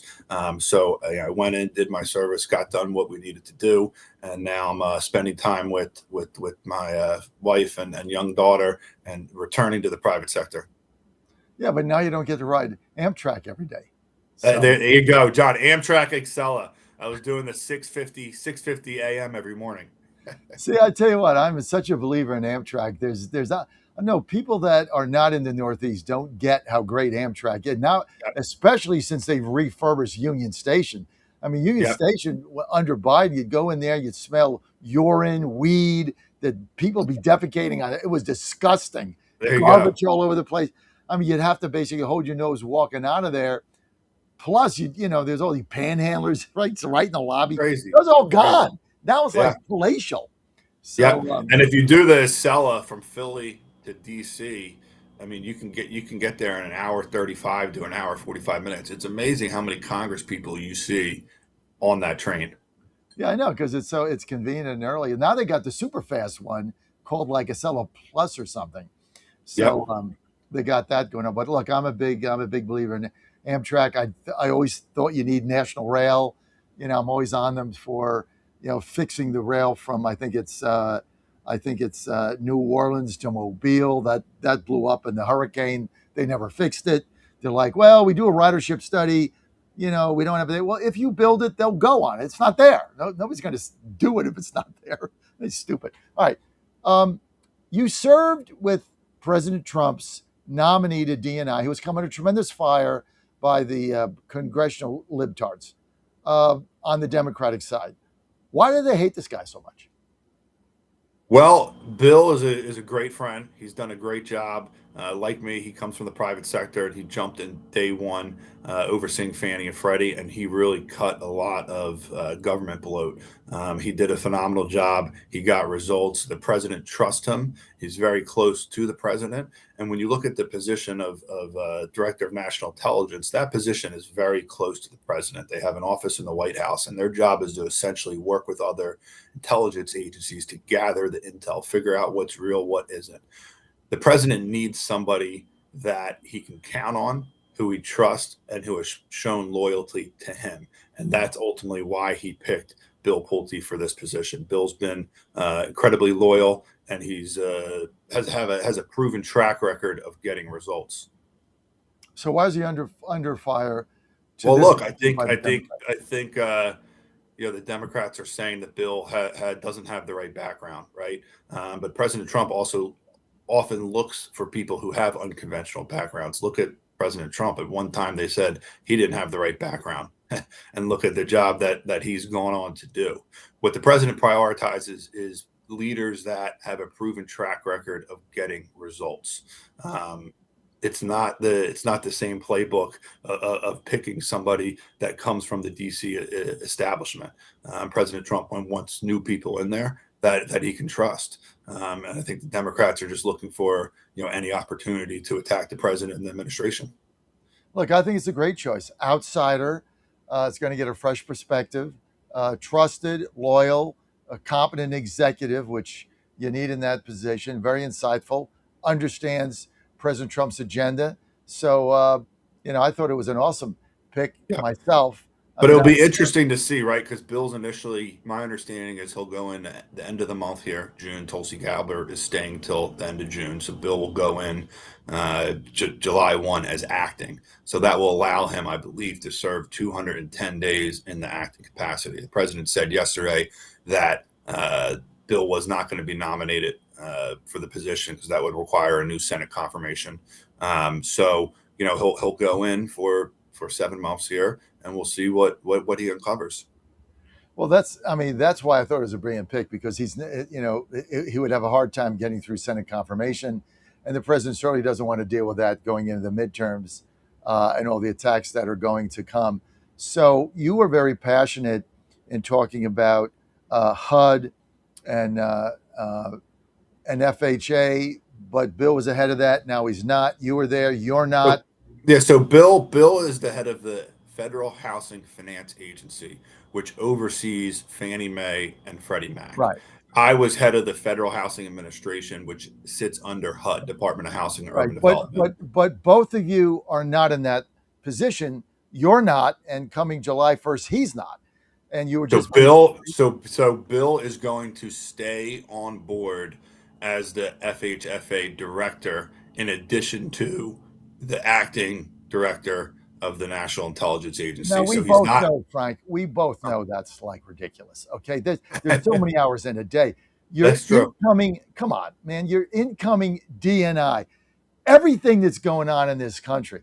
I mean, I'm sure that Tulsi Gabbard didn't have two jobs. Okay, so everything that's going on, everything that's happening with election integrity and everything else, and we're in the middle of a war, right? DNI is a 19-hour day job.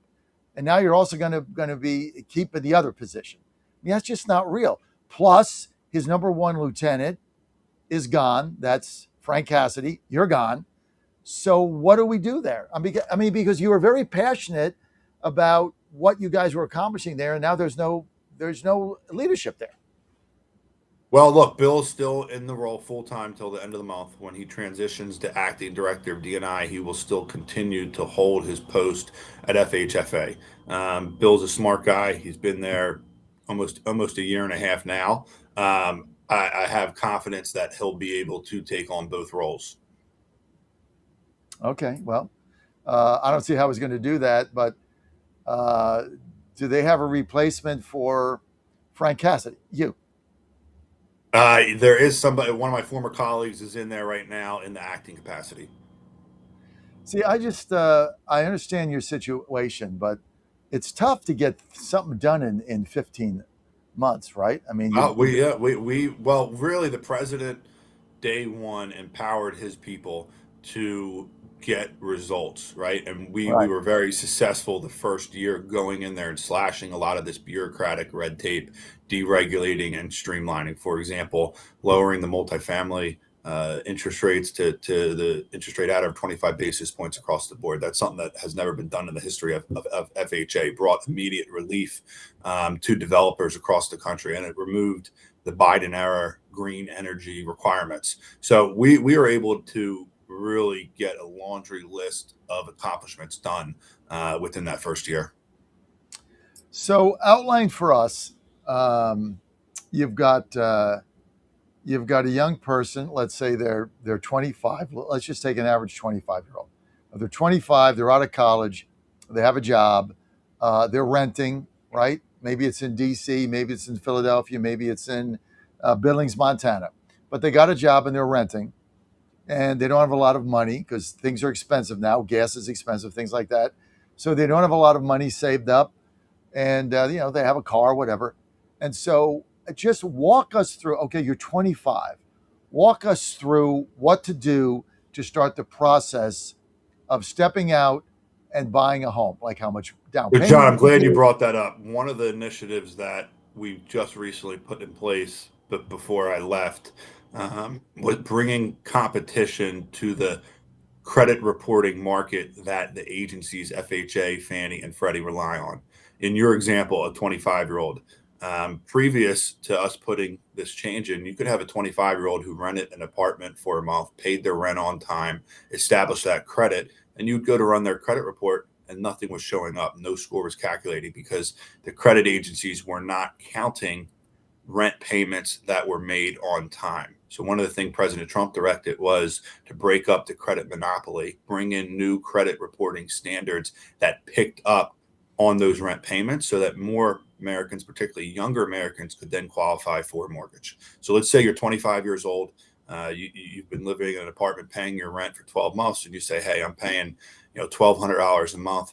I can pay $1,200 a month buying a house for $250,000 or so. What you would do is work with a private lender, one of the mortgage companies, and get an FHA insured loan. So FHA guarantees that loan against default to the mortgage lender. You can put down a minimum 3.5%. So $250,000 home, put down about $8,000 or so, get a mortgage, and there you go. It's home ownership. You make your mortgage payment every month. The value on that property should continue to rise, and you're also paying down principal. Plus you own it. So the FHA, this is similar then to same concept as an SBA loan, right? Because the SBA loan goes through a lender.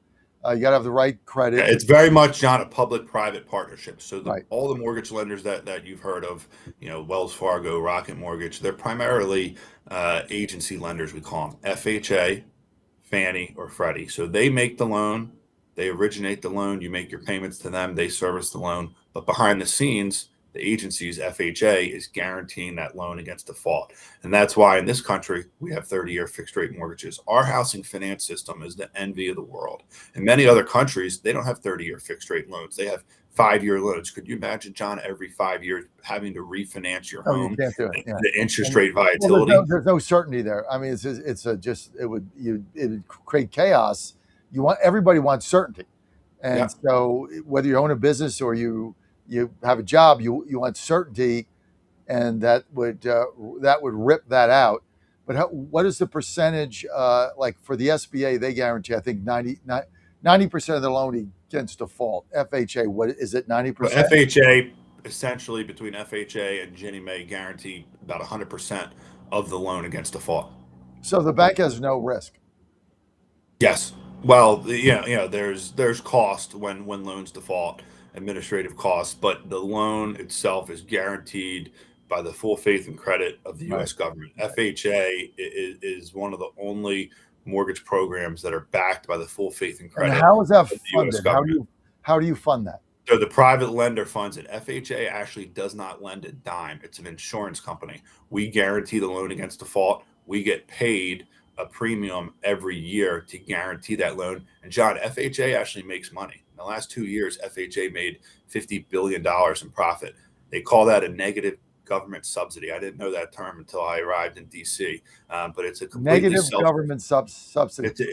What that means is it actually makes money for the government. So basically, the banks pay into a fund. There's a fee structure.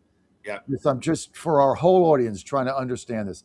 The banks pay in a fee structure, not different than when they guarantee up to whatever it is, $250,000 of your savings or something. Same thing, FDIC. So they pay into a fund, and then that fund sits there, and if banks have to access that for a default, they access it. But the banks You are nailed it. only You nailed it, John. So it's called the FHA Insurance Fund, and actually under my leadership, it was the strongest it has ever been. So the capital ratio is about 11.5%. The statutory minimum is 2.0. So we're over 5 times the capital ratio. It's flush with cash right now. It's got about $190 billion of cash in that fund. So if a loan goes bad, a lender puts a claim in and gets reimbursed for their losses through that fund. that comes out of that fund.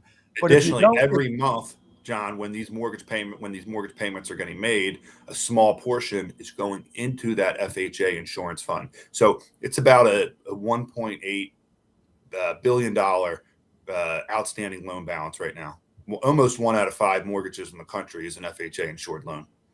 And if the default rates are low, then your fund builds because the default rates suck money out of your fund, obviously. So if default rates are low and people are working and they're not defaulting, then you're able to stay in the black, solvent, and you have, what did you call it? Negative government subsidy? Yeah, it runs as a negative government subsidy, yeah. And I think you need to go back in there and finish your job. I mean, what you guys have done is a super job, man. That's great. Nobody knows this stuff, right? Yeah. But thanks for It's coming really on. interesting. Well, I mean, look, we need to get you on a regular basis, give people an update, because young people don't even know this exists they don't. or how it works, the whole thing. So thank you. Absolutely. John, appreciate you having me on. Would love to come back anytime. Enjoy the weekend. Stay on the line, stay in that chat box there and put your mobile number in there. That's just between me and Dan, so I have it, so we can stay in touch. Frank Cassidy. If people want to follow you, where do they go? I'm on LinkedIn, Frank Cassidy, Instagram, Frank2_CASS. Okay. I got a caller, but we're out of time. Just extend this for a second so we can get this. Dan, I'm sorry, Dan. But Mike in Richmond, go ahead. You had a question for Cassidy, Mike. Go ahead. News this hour. Oh, John, he hung up, I think, because we were going to break. That's right. Here was his question. He wants to know whether illegals are getting home loans, and was that happening? Is that happening now, and did it happen under Biden? That's a great question. Under Biden administration, they opened up FHA-insured loans to illegals. Day one, under President Trump's leadership, we removed that. So we put in place a permanent residency requirement. So you had to be a permanent resident, essentially a U.S. citizen, in order to now get an FHA-insured loan. But under the Biden administration, they opened up FHA to illegal immigrants, and it essentially drove up the cost of housing. So that was one of the initiatives that we tackled day one. Frank Cassidy, I'm way over my time. Thanks for being with us live in Morgantown, West Virginia. Virginia Gang is next. Big business, and it's real power. It's in terms of power, there's really nothing like it. Willie Nelson, the White House. Chinese leader Xi Jinping travels to North Korea next week. It will be his first visit in years. In Sri Lanka, a deadly blaze in a nursing home. Fire at an unregistered nursing home in western Sri Lanka has killed at least 12 people and injured 8 others. Police say the fire started late Wednesday at the home for the elderly in Angurawa Tota town. 51 residents were rescued, including people with mental illnesses. The director of the home has been arrested on suspicion of causing deaths through negligence. An investigation is underway. The facility was overcrowded, housing 71 people in a space meant for about 15. Officials had previously warned the management to follow laws and guidelines. I'm Karen Shemas. More of these stories from townhall.com. You've probably heard all those ads for life insurance. Just a few dollars a day, apply online in minutes, no medical exam. Simple, easy, and cheap, right? Now you're thinking, maybe I should get a quote. Well, smart thinking. Everyone should have life insurance. But here's what they don't tell you. Those few dollars a day rates, they're for young people in perfect health. That's why everyone calls Big Lou the 50 to 60-year-old not-so-perfect candidate. Like you. You take prescription meds and you're overweight. Winner, winner, fried chicken dinner. Well, Big Lou works with life insurance companies that want people like you with no surprises after you apply. In fact, if you're a 50-year-old guy with a few health glitches, Lou could probably find you $1 million of term life coverage for about $200 a month. So yeah, you need life insurance. But unless you're young and healthy, you gotta call Big Lou because he's like you, older, heavier, and on meds too. Get a quote right now at 800-555-2085. 800-555-2085 or biglou.com. The Kennedy Center removing references to President Trump. This move comes after a federal judge ruled that the Trump references were added illegally. A Thursday memo to staff from the Kennedy Center's Office of General Counsel says email signatures, letterhead, and other documents must reflect the name as the John F. Kennedy Center for the Performing Arts or Kennedy Center. The changes must be completed by June 12th. That's correspondent Andrew Stewart. Meanwhile, the judge has also blocked the Trump administration from closing the venue for major renovations planned for July. President Trump announcing the water has begun refilling the recently renovated Lincoln Memorial reflecting pool. Live video showed water accumulating in the center of the basin, with workers and trucks still inside the pool. The president says the pool has been painted American flag blue. News at townhall.com. Mortgage rates in the U.S. have fallen. Mortgage buyer Freddie Mac says the average rate on a 30-year mortgage fell this week to 6.48%. This decline comes a week after the average rate hit its highest level in 9 months. Mortgage rates have been mostly trending higher as oil prices and expectations for higher inflation have increased due to the war with Iran. That's pushed up the long-term bond yields that lenders use as a guide to pricing home loans. While average long-term mortgage rates remain lower than they were at this time last year, their upward trend has weighed on home sales this year. I'm Alex Vega. The Trump administration's push to expand oil and gas development in Alaska facing a new test today That's when the latest lease sale is set for the Arctic National Wildlife Refuge. A coalition of conservation groups sent a letter to oil company leaders ahead of the sale, urging them to stay away and citing such risks as ongoing litigation around the leasing program. More at townhall.com. Bad decisions limit future options. Make enough bad decisions and you will destroy your life. Listen to The Flatline with your host, Rick Hughes, every Sunday morning on the John Fredericks Radio Network. The Flatline describes a main line of resistance in your soul, built on God's Word. Join us every Sunday morning for 30 minutes of inspiration, motivation, and education, all without manipulation. That's The Flatline with Rick Hughes, heard here every Sunday at 8:30 a.m. on the John Fredericks Radio Network. President Trump is already transforming Washington, D.C., making it the safest, cleanest, and most beautiful city in the world. But we need fighters on the ground to keep it going. I'm John Fredericks, and I'm running for chairman of D.C. GOP Ward 2 to make sure Trump's vision for this city becomes a reality. Safe streets, clean neighborhoods, and yes, rat-free. Go to MakeDCGreat.com. That's MakeDCGreat.com right now and send a donation. Let's finish what President Trump started. Donation limit $200. I'm John Fredericks, and I paid for this ad. I'm Congressman John Rose. Without free and fair elections, we don't have a republic. Only U.S. citizens should vote in American elections. In Tennessee, we call that common sense. The Save America Act requires proof of citizenship to register and photo ID to vote. 83% of Americans support it. President Trump supports it. And I've voted for it 3 times. But each time we pass it in the House, it dies in the Senate. That's why I'm calling on my Senate colleagues to do the right thing, end the filibuster, and send the Save America Act to President Trump's desk. The House has done its job. Now the Senate must do theirs. No more excuses. No more delays. I'm John Rose. Our republic depends on their courage. Paid for by official funds authorized by the House of Representatives. A groundbreaking new study shows that there is a safe and inexpensive potential cancer treatment, and it's a drug that many of us already know about, ivermectin.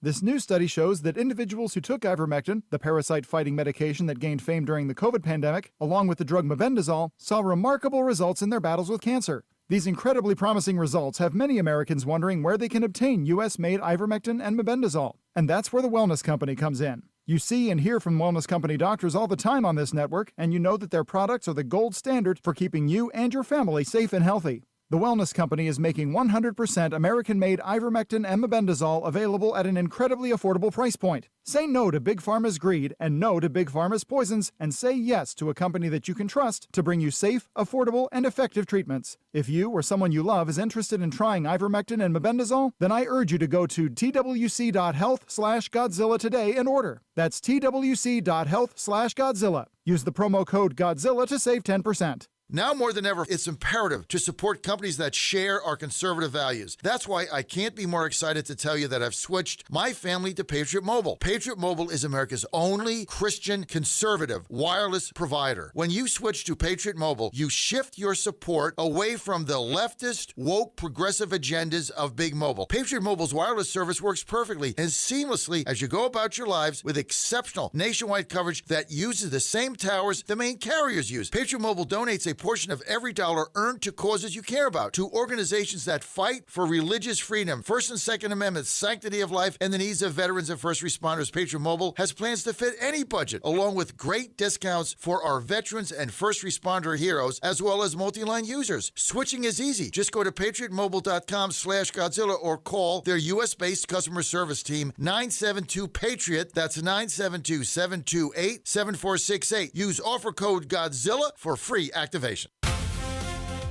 Live from the NCAA baseball tournament in Morgantown, West Virginia, this is a special edition of the John Fredericks Show. Grab yourself some peanuts and Cracker Jacks, sit back, and get ready for the best 4 hours of talk in the universe. To be part of the show, just call our toll-free number, 888-480-5646.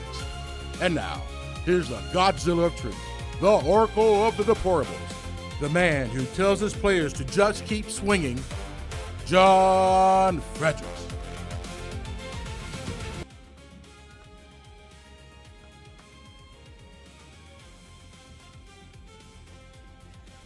Well, here we are. TGIF, you play to win the game. We're coming to you live in God's country, Morgantown, West Virginia, right outside of Kendrick Family Ballpark. This is the scene of the West Virginia Mountaineer baseball team, 2 games away from going to Omaha. Of course, we're going to be there. We got our WV Sports Nation bus right outside the stadium. You can see it all. Bus looks great, Larry. You guys are doing a super job. And I want to thank all of our sponsors for being on our bus. Our pregame show coming up at 10:30 today. 10:30, it'll be heard in West Virginia, Pittsburgh, and Philadelphia on the John Fredericks app. That's coming up at 10:30 pregame show. Cal Polytech coming in.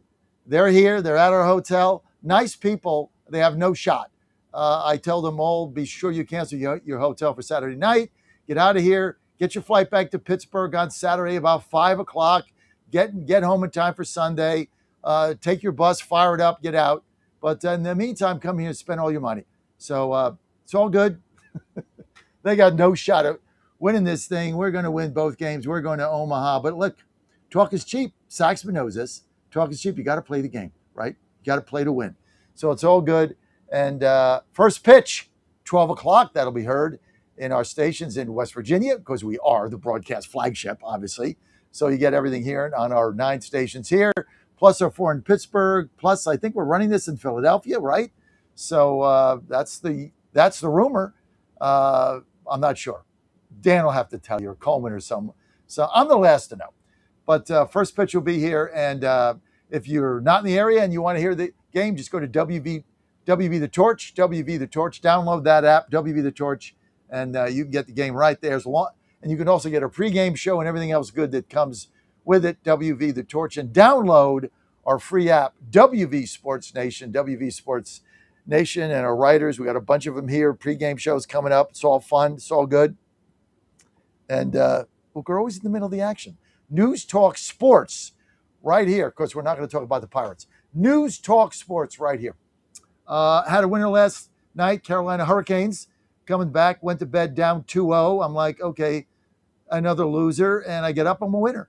When you go to bed a loser and you come up a winner, there's not a better feeling than that. Get up to go to the bathroom. Oh, I won the game. 5-4, 4-3. I don't know what it is. All I know is, thought I was a loser. Now I'm a winner. Nothing better than that. Saxman knows. It's all good. 888-480. John, you want to weigh in? And you can get my picks on Godzilla Wins. I was hot. And then, I always tell you, you win 10 in a row, you win 12 out of 13. It's unsustainable. So then I dropped 5 in a row, but then I won last night. So now I'm back. So looking forward to more winner chicken dinner. Just go to GodzillaWins.com. Having said all that, the Virginia Gang is next. Let's see. Who do we have here? We got John Reed on. John Reed, I thought you were a big-time radio and TV host, podcaster, and you can't get your video to work. What the hell's going on? Isn't it working? Now it's working, yeah. Dan's complaining about it. Dan, I can see myself. I don't know. You're on, John. No, we were. It was coming in and out intermittently, and I just didn't want JF to be unprepared for that. It's like, yes, I'm a big time podcaster who's sitting in my car about to be towed in Washington D.C. But I really want to talk to you, so I'm gonna take that risk. Where are you in the district? I am in front of the Warner Theater, and I have an appointment at the National Press Club a block away. After I talk to you. I know just where that is. Yeah, I know just where it is. So kind of a fun area to be in. And Warner Theater, always fun. National Press Club, we're not that far from that. I try to always tell the truth, John, but I must say I just told the meter maid, I'm not going to be here that long. And 1 hour out of 24 hours isn't that long, right? So if I just stop here, I really haven't misled her. But anyway. It's the riots are mostly peaceful. Yeah, exactly. If they can get away with it, then I can steal an hour of parking. That's my point, Reed. So good to see you at the National Press Club. Do we have anybody else on, or is the Virginia Gang now? There's Joe Morrissey. We got Joe in his red shirt. What happened to Saxman? Is he still come on the show? See there? We can't find him. All right, so guys, we got a lot going on. This is the Virginia Gang. We've got Jim Hobgood with us. We've got Joe Morrissey, and we've got John Reed, former radio talk show host, WRVA. John and Joe, thanks for being with us. Absolutely. The fallout from Spanberger continues in Virginia. I don't think, guys, I've ever seen anything like this in my life. I mean, she was positioned as this unbelievable star, up and coming presidential timber, probably be vice president. I mean, she had all the accolades, and now this thing is a complete catastrophe. Her numbers have tanked. Nobody likes her on both sides. Ben Tribbett is on her butt every day, making fun of her. There's a hat that came out, MAGA, that said, "Make Abigail go away." So that's been selling like hot cakes. She's got her base mad at her. She's got our base mad at her. And she went from 70% approval to 35% in 4 months. Just, John, what has happened to the Spanberger star, the boomlet? What happened? Part of it you can explain as Democrats have to say one thing in order to get elected. So they talked about affordability, but they can't get away from the fact that the party really wants to raise taxes and increase social welfare programs and programs that, will quote unquote help the little guy. Well, that comes with the cost to it. And while they talked about affordability, they've done nothing to deliver or even, deliver on the promise of affordability. And then part of it, I'm loath to do this, but there's been a lot of incompetence in the way this has been managed. And the rivalry, Louise Lucas is a Black racist woman. She is not happy that a white Democrat woman is the governor. She's glad she got a Democrat governor, but she does not like the fact that this woman who, for 10 years has been involved in politics, while Louise Lucas has been in politics for 40 years. I'm sure that she is resentful of the governor, and she's not cutting her any slack. And Abigail's making it kind of tough because she just hasn't built a team that really knows what they're doing, it seems. Joe, former Democrat, now independent. Also, by the way, running for city council in Petersburg. We're very excited about that race. Joe, tell us, from your perspective, this was the shining star. This was supposed to be the representative of the new Democratic Party. She was bright. She had a great reputation. She's great on camera. She's a very attractive lady. She was running as a moderate, and it all crashed. Why? All right, let me pick up on something that John Reed said a moment ago, and he was talking about the egos involved between Louise Lucas and Spanberger. And I think there's something there. First of all, Louise Lucas's first choice was not Spanberger. She tried to recruit Bobby Scott to run for governor, and he said, no, not interested. I'm comfortable where I am in the House of Representatives. And then she reluctantly, when nobody else was out there or could gather any steam, had to back the Democratic nominee. But there's no love lost. I think Louise Lucas feels, I've been here for 40 years and I've grown accustomed to being, the superstar around here, and I want you to pay homage to me, and Spanberger's not doing that. Well, boo-hoo-hoo to Louise Lucas. Nobody owes her any homage. And in a way, you've got to give Spanberger a modicum of credit for not just kowtowing to the Lucases of the world. Now, with that said, let me pick up on something else. There's some things that she's done that you would think the moderates or independents or even Republicans would like.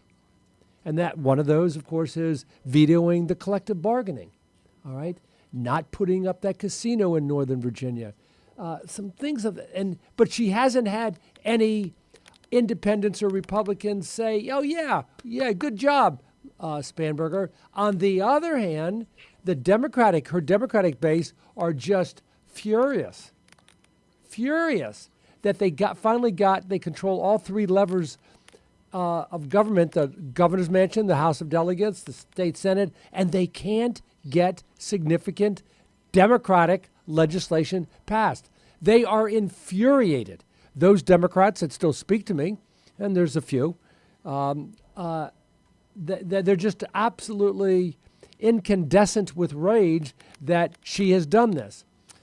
So where does that leave us? I think she's going to continue that path. I don't think she's going to do a reversal and start genuflecting at the altar of the Lucases of the world and just continue governing from the middle. It's still very early in her administration, and I'm kind of surprised that I'm saying this because I'm not a Spanberger fan, but never done anything for me, never even gave me a call. But here I am for the second week in a row kind of defending her. But I think there's plenty of time to make up ground.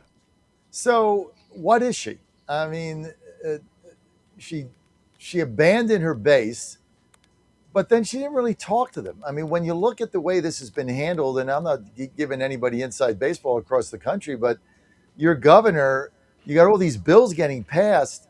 A lot of them are crazy bills, crazy tax increase bills on it. They're taxing everything, but she never weighed in. Like she never said, hey, I'm not going to support this, or I'm just going to veto this. That's a great point. That's a great point. Who doesn't do that? She didn't even tell them about the casino. Yeah. Shows absolute lack of experience, and the people around her, as folks in England say, her minders, should have said, listen, if you're going to veto Senator Scott Serval, the majority leader's casino bill in Northern Virginia, hey, you better pick up the phone and let him know you're going to do that. He finds out about it in a press release. That's just bad. It's not courteous. It's bad governing, and I blame her and her minders for not doing that. Hey, John, Fredericks, I can see why you travel on that bus. It looks pretty luxurious up there in Morgantown, West Virginia, getting ready for baseball at noon. I'm glad you brought that up because it is Friday, and we have our pregame show at 10:30, so thanks for bringing that up. Jim Hobgood with us. You can put the picture of the bus up, but just keep it up there for a second. We got to wrap WV Sports Nation. I mean, this is Joe and John Reed, West Virginia, neighboring state. This is the hottest thing that's ever happened here. I mean, there is this. I've never seen Morgantown. It is electric. It's a college town. It's in West Virginia, and it's absolutely phenomenal getting to see this beautiful bus right outside the stadium. It's a lot of fun. We're enjoying it, and so many people are excited about it. And this team 2 weeks away from going to Omaha. This is like the biggest deal in college baseball ever. And I think if they get there, why not them? I think they got a shot to win. They got pitching, they got hitting, they got fielding, they got speed, they got a bullpen, they got it all. And good luck beating them. And they hit. So, but today is going to be just rocking here. And I will say the game last Saturday, I know this is supposed to be the Virginia gang talking about politics, but the game where West Virginia scored 5 in the ninth, including that 2-run homer to put them ahead, that must have been electric. The place just sounded like it was going crazy. Well, because it was the second year in a row that Kentucky SEC team was 3 outs away with a 5-run lead for going to a super regional. And they would have had a home regional. It was the second year in a row where they blew a 5-run lead in the ninth inning with 2 outs. Hey, but they always say in baseball, the game's not over till the final out. Well, let me use one last sports analogy. In tennis, they have a term called unforced errors. And in tennis, you don't want to be guilty of too many unforced errors. And speaking of Abigail, her decision to get rid of the rector down in Hokie Land has really upset the Virginia Tech base. And of course, the rector down there has refused to resign. So somebody told me this morning they're having a board meeting. So I don't know if both rectors are going to show up or what. But they voted him off, Jim. The entire board, after he said no, I'm not stepping down. The entire board, including 4 new Abigail appointees and 11 holdovers from Youngkin voted him out. So he's done. Hey, listen, that's her prerogative to put the people on there. This has been going on for 100 years or so. That's her prerogative, and she's not going to back down. She can't come across as weak, and I don't care. I don't think that she says to herself when she wakes up in the morning, how are the folk in Hokieville going to react to my not keeping on the rector? Nah, I don't think she cares. Well, I think the issue with that, though, is that the governor, of course, is one of the most powerful people. She gets to appoint a lot of folks. She gets to make her own decisions. But this is a holdover appointment, and she's basically accused the guy of malfeasance without saying what the problem was. So she's maligned him and defamed him, and people don't like that. And it's against what she said during the campaign. She wasn't going to make it all political, right? Yeah, she should have said what his egregious behavior was. I don't like it when people throw flaming darts and then don't back it up. You're absolutely correct, John Reed. She should have said, "You're off. You've served 2 terms. You're off. But here's why I'm doing it right now."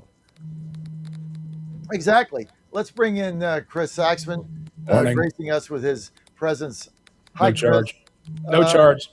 Continues. Thank you. Just so that everybody knows, Abigail Spanberger, governor of Virginia, her star is faded. She just ousted the head of Virginia Tech. That's when they say Hokie Land. That's in Blacksburg, Southwest Virginia. But if you're in any of the areas that we cover, West Virginia, Pennsylvania, Virginia, everybody knows Virginia Tech. They play in the ACC. And so, it's a kind of a big name here.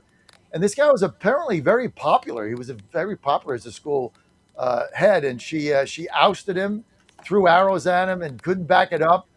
And then he said he wouldn't resign. And then the whole board voted him out. Now he's got to go. What is your assessment of this whole thing, Saxman? An unforced error, unnecessary from the jump. This will go on for many years. Mr. Rakovich is the guy who got Tech in the ACC. He has a lot of money, and I would imagine he feels like his reputation has been tarnished unnecessarily, unfairly by the governor. People I've spoken to, have spoken with him, are telling me that this is going to be a court case for a number of years. And the word that all the attorneys here like to hear, discovery, is going to be a part of this. So this is going to be an ongoing, unnecessary drama, and best of luck. John Reed, can I weigh in for a second on what he said, John? Go ahead, please. I think Chris is right. The analysis is correct. This fella has done a lot for Virginia Tech. He has a lot of money, a lot of money. And people that have a lot of money and get defamed, whether it's slander or the spoken word or written, you know what they do? They hire very good defamation lawyers and they sue somebody. And I'll never forget what his name was, Norman Rales. He's the father of the Rales brothers who bought part of the Washington Redskins. I remember him telling me once when I was really good friends with his son. I was 19 or 20, and he said, "Joe, if you get sued, it gets my attention when I'm sued and there's a lot of zeros after in the opening complaint." That he said to me, and it stuck with me. It gets my attention. You better believe that this former rector now, who was maligned, it wasn't stated what he did that was wrong. You better believe he's going to hire a battery of attorneys, and they're going to go after him. And what Chris means by discovery is that when you file a civil lawsuit, you have the right to take notice depositions and take depositions of everybody you want that you feel is connected to this. And it's going to be very expensive. Interestingly, I guess it'll be the attorney general that defends the governor, but there are going to be a lot of other folk out there that may have said disparaging remarks to the governor about the former rector, and he wants to know who those people are and what they said. And if they said something that was false, and by the way, since he's a public figure and he is, to meet the New York Times versus Sullivan standard, it has to been done with malice. If those people out there said something defamatory about the former rector, they're sweating right now because, as Chris said, the lawyers are just getting going. And this guy will spend, what, $1 million, $2 million in legal fees to bring this case to court in a heartbeat. Joe, or John, I just want to ask a question. Doesn't the governor have the authority to change out university leadership? Absolutely, no question. So just say, I want a new rector. No, you can't just say that. You have to there are 4 basic reasons that you can do that. One is you're not acting in the best interest of the school. One is ethical complaint, malfeasance, misfeasance. You have the law was changed to state, if you do that, you have to state exactly why you did that. And she hasn't done that yet. And this gentleman is 81 years old. He's given his entire adult life to Virginia Tech. He is Mr. Virginia Tech. He is worth a lot of money, and he is going to get to the bottom of this, and it's going to be a very painful, long, painful journey for those who tried to do this. This is what happens when you mess with the big guns. They turn the guns back. The one point, John, that you said, the governor can appoint somebody to the board when there's a vacancy, and she has unfettered discretion to do that. But if the person is serving there right now, you're right, there has got to be a reason, malfeasance or nonfeasance, about misfeasance, that they did, and we don't know that yet. Query whether or not she will meet with her attorneys and come up with those reasons why she booted him. It'll still go to court. You defamed me. You called me out in public. We're gonna get to the bottom of this, because this man's 81 years old. His entire legacy has been built on building Virginia Tech, and he's done a hell of a job. And he's not going to sit back and go, "Nah, that's okay. I'll just move on and retire." He's like, my entire legacy's on the line here, and you're not going to do this to me. Well, let me ask you this, Chris, and this surprised me. There was a vote of the board, and it was unanimous. Okay, to support the new rector that she has identified. In other words, 11 holdover R's and 4 new Spanberger appointees all voted for the new rector. That's my understanding. That I thought that was a little bit odd. I thought some of his supporters that were still on the board would have kind of thrown up a no vote just to show support for him. I think what happened was he said to everyone on the board, "Look, this is fine. I'm going to go peacefully and quietly, but I'm going to have my day in court. Y'all, I don't want to hurt Virginia Tech."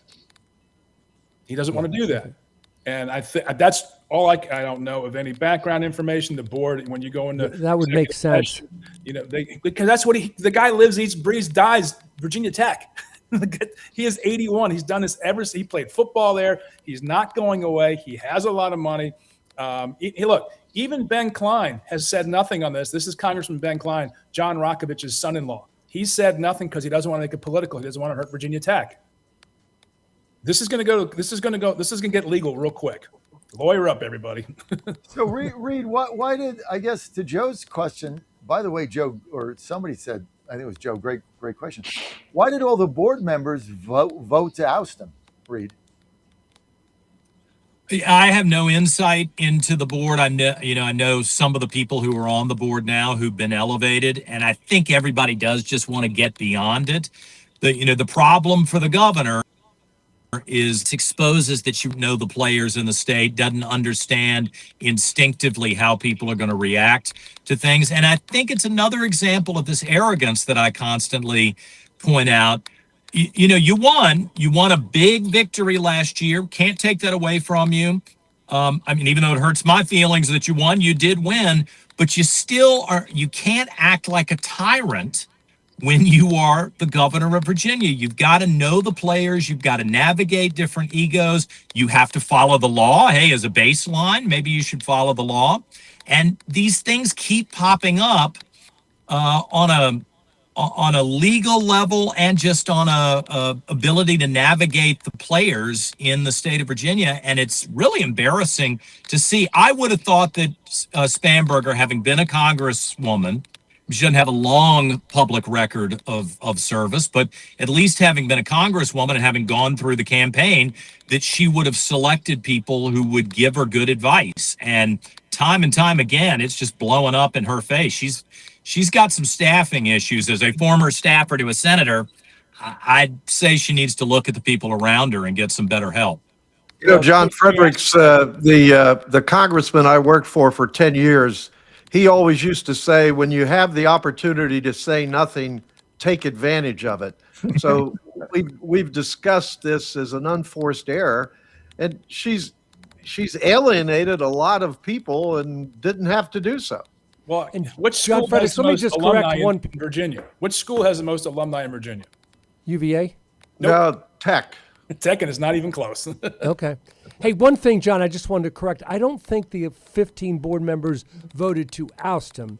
A technical matter, they voted to support the new rector, and that is a difference. A Youngkin appointee, it was unanimous. And I think, I'm just reading the tea leaves here, I think Rakovich said, look, everybody, just vote him in, move on, don't hurt the university. I'm a big boy, I'll take care of myself in court. I think that's correct. And But that's see, you've got this happening in a couple of different places, guys. VMI is a mess. I've got a guy that I'm about to interview either today or Monday who is all up in the FOIAs, freedom of information.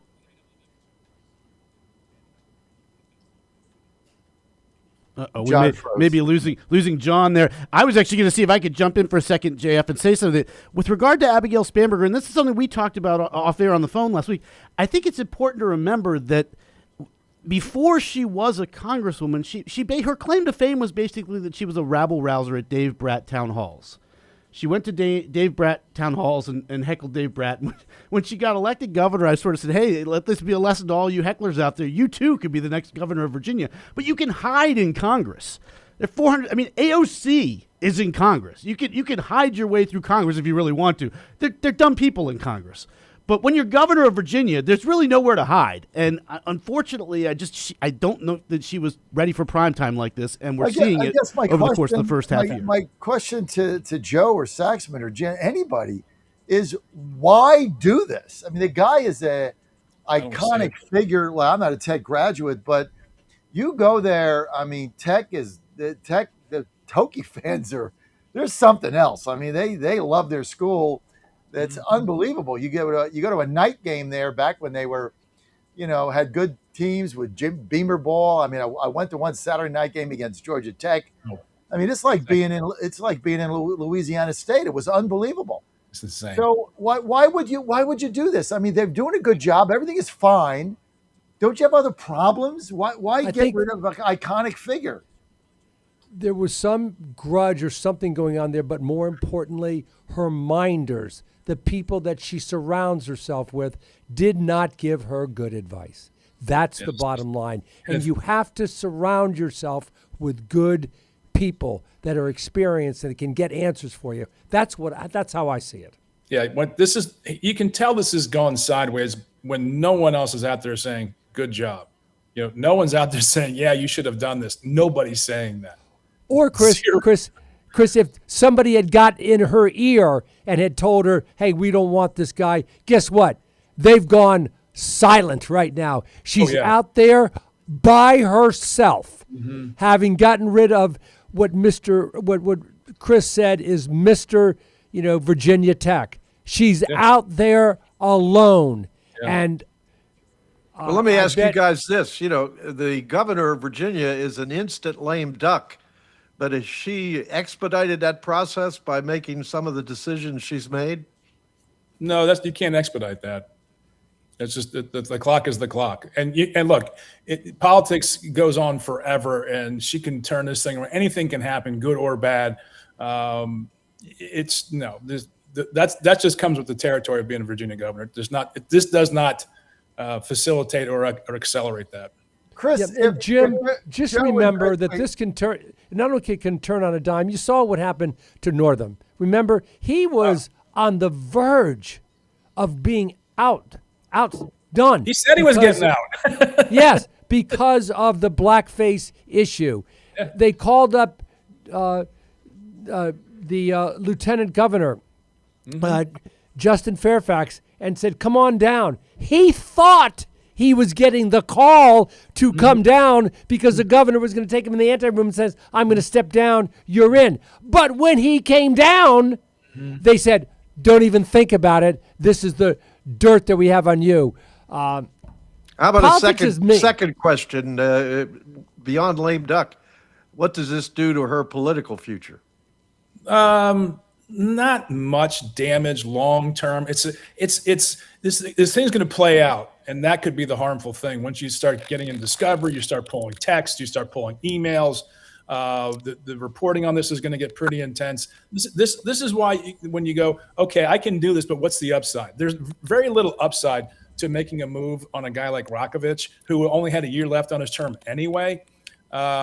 So I don't know where the advice came from. I don't know the backstory on this. There's going to be some. There's always some. But, when a guy like John Rakovich says, that's fine, I'll take one on the chin for the team here, but I'm coming back. I'm behind the scenes. I'm reloading. And that's what's going to happen. And, Chris, are you saying that I'll take one for the team, I'm going to reload and come storming back because you think that's happening because you've got a lot of inside sources, or do you know that occurred? If I were on Kalshi, I would probably put the mortgage on it. Okay, that answers my question. Why didn't Youngkin have a problem if this guy had issues? Why didn't Governor Youngkin have ever known about it? He didn't do anything about it. Look, someone's got to show their cards first here. And I think John Rakovich, who is an attorney, a very successful attorney, who plays from the back tees politically, he knows exactly how to play this out, and he's going to be in court a lot in the next 3 years. But isn't that a legitimate question I'm asking? If there was something wrong, then Youngkin would have known about it, or somebody would have told him. I would think, right? Look, John, if there was something wrong with John Rakovich, the Board of Visitors at Virginia Tech would not have granted him another term as rector when he'd already term limited out. They changed the bylaws because this guy is Mr. Virginia Tech. He is the guy who built that university's football program. He got him into ACC. He funded these things. He raised the money. He served on every board and commission around. The guy is a gem. Okay, he is a star. Now, how do you really feel about him, Chris? Come on. I don't know, but on the surface, this is an unforced error. It's going to be here for a long time. Sit back, buckle up, get popcorn. Fredericks, this is what occurred. Somebody close to Spanberger who had angst or an axe to grind with the former rector got to her and said, can him. And instead of doing her due diligence and seeing that he was Mr. Virginia Tech and you don't get rid of them, she just acquiesced and then put out the press release that he's out of there. And then doubled down by saying it's malfeasance or whatnot. I haven't heard anything. The only logical any rumors, any whispers about him doing something untoward in his position. So, once again, unpreparedness on the part of the governor, unpreparedness on the part of her minders.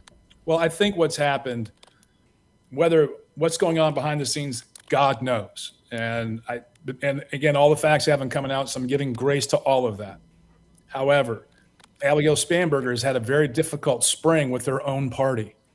And the headbutting on the budget with Senator Louise Lucas, the relationship has not been good there, vetoing the bills that she vetoed. This might have been a turn to go out and take a Republican scalp. That being said, if that's the thinking here and the strategy or the tactics, it's flawed because the guy hasn't done anything wrong. There are legal ramifications. There are defamation lawsuits going to take place. This is an unforced error, in my opinion, that could have been avoided. Well, particularly, Chris, I think you said he only had 1 year left on his term anyway. Yep. So he had served 2 terms. Let it play out. I mean, why not just let it play out? Like, why did she? Why take this level of political risk? He's out. Told you what happened. Anyway. Told you what happened. Somebody went to her and had a beef with him. Yeah, Listen, you don't get to be a successful guy like that former rector. You don't get to be successful without making a few enemies along the way. Somebody went to her and said, get rid of him. And again, I'm going to repeat myself. She didn't do her homework before she gave him the axe. There's also some other context here for your listeners, John, who aren't familiar with Virginia higher education politics. This is our third run at high branded universities in Virginia with leadership turnovers that have created political turmoil.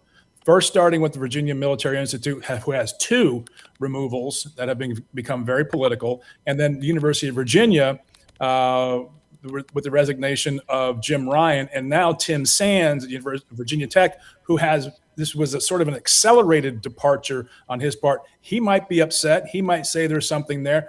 That's what discovery will show. He might be upset with the manner in which he was treated. We'll figure that out. Again, I give grace on all this information. It's very new. It's coming out in drips and drabs. Here's what's not new. Here's what's not. Of course, this is going to be. VMI is not new. I mean, this is one of the most storied military institutes in the United States. Certainly the biggest one on the East Coast, second to West Point only. Maybe the Citadel, you put that in there. They have a history that goes back in Virginia, 180, 190 year history. And what were they trying to do here? Just dismantle the institution? I mean, it's a great school. What on earth, and this was all Democratic led, what were they trying to do by basically dismantling VMI and turning it into, I don't know what they're trying to turn it into. There was some, and I've had conversations with members, and I'm not going to divulge. There's just been leadership turmoil issues in these 3 universities, but pulling back even further macro view, higher education is becoming far more politicized and far more partisan than it ever has been. And I think it's against what Virginia higher education system has been about. It's been a very collaborative, ultimately a nonpartisan, because you have to Jim's point about the lame duckness. You have so much crossover appointees on these boards of visitors that it ends up being nonpartisan. Everyone pretty much focuses on the best interests of the university. That's why Virginia has probably the best higher education system in the country. So this is coming on one of the real pillars of Virginia's economy and, frankly, our culture, that this turmoil is on 3 of the big universities, VMI, Tech, and UVA. So hopefully things will settle down, but this one's not going away anytime soon. Joe, do you believe that it's politicization? Because remember the whole VMI there was some delegate or state senator that was, saying it was a racist college or something during the George Floyd thing, and wanted to oust everybody and close it. Remember, they want to actually close it down. I mean, what the hell's going on here? I think Chris is spot on. Of course, it's been politicized to a far greater degree than we've ever seen before. And 3 of our flagship institutions have taken hits. Both Jim Ryan and the president of Virginia Tech, I think, have kind of taken a very gentlemanly, fall on my sword approach and not trying to stir the pot. As Chris has said, not so much though with the rector. He's not gonna fall on the sword. Well, Jim Ryan and Tim Sands, they have great golden parachutes. They're going to be fine. They're going to be just fine. John Rakovich, not a problem. The guy has a lot of money.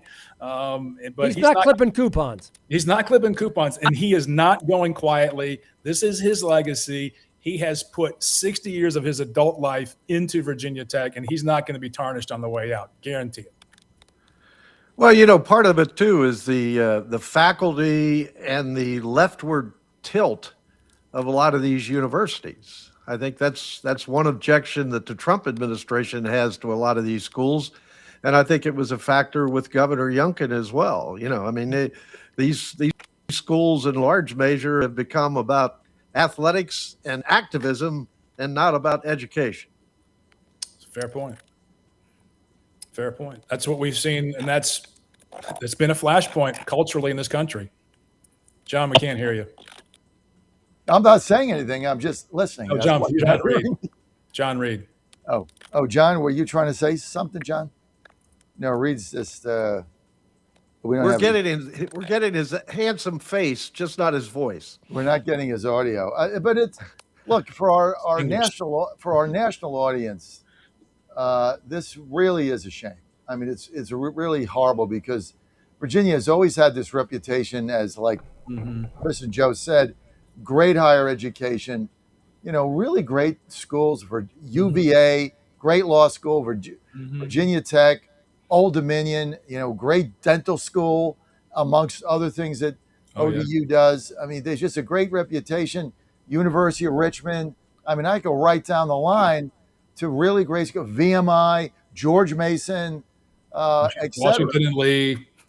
Washington and Lee, which is right by VMI, another phenomenally high-rated educational institute. Because when you always thought of Virginia, you always thought about great William and Mary, right in Williamsburg. An embarrassment of riches, quite frankly. Yeah, and then all of them except a handful. I'm not sure what's going on with Old Dominion, but except a handful, they've all been politicized, and it's just stupid. Well, I mean, there's no need for it. I mean, look, you've got, and we have our other schools that have the party reputation. Radford has got their issues, and Virginia Wesleyan, right? They're not up there. But when you look at higher education, quality, the first state you ever think of is the University of Virginia, and you put James Madison in there. James Madison, what a great school that is. No, John, you hit it right on the head there, and it's one of those situations where you just pick up the phone and you go meet with the rector, or you meet somewhere and say, hey, this is what I'm hearing. What's going on? And that's the kind of relationship the university president should have with the governor. Like it should be collegial, it should be collaborative. It shouldn't be confrontational, and that goes for both Youngkin and Northam, who didn't even go to fire General P at VMI. He sent his chief of staff to go do that. You should have relationships with these leaders, and it shouldn't come down to this, because at the end of the day, it's hurting the Virginia brand that we've all come to know and love. Maybe some of these governors should follow the Hippocratic oath that doctors follow, to wit, first thing, do no harm. And in this situation, if Abigail Spanberger had sat on her hands and did no harm, then this entire mess, we're not even talking about it. Well, it does go back to what happened at VMI under Northam. I agree with you. Do no harm. You're only governor for 4 years, even if you feel very strongly about things. Northam got bullied.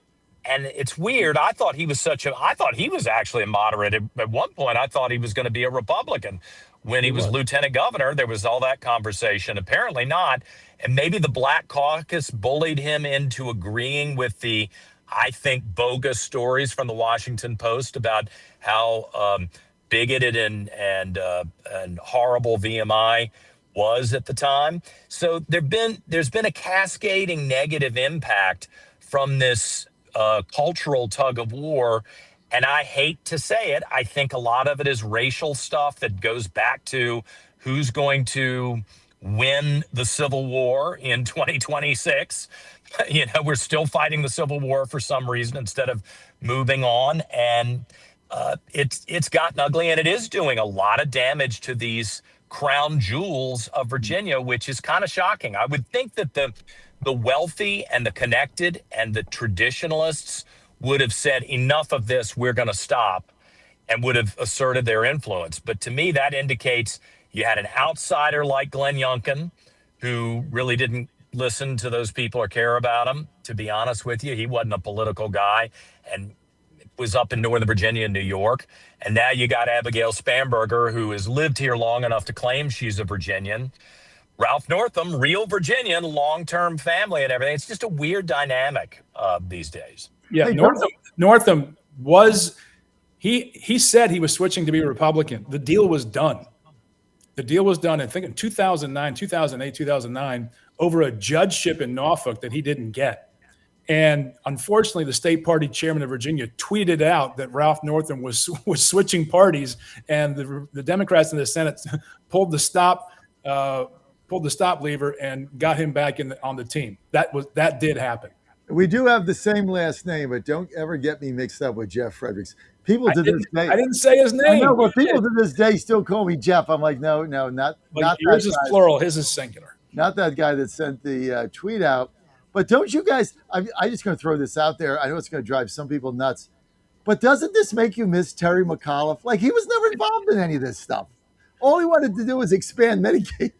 Like, you never had a problem with McAuliffe. Like, you go back and you say, well, they don't even understand how to govern the state. I mean, McAuliffe just did what McAuliffe does, right? He had the Republican majorities, but well, my sense of Terry McAuliffe is he was governor of Virginia, but he had his eyes always focused on Washington, D.C.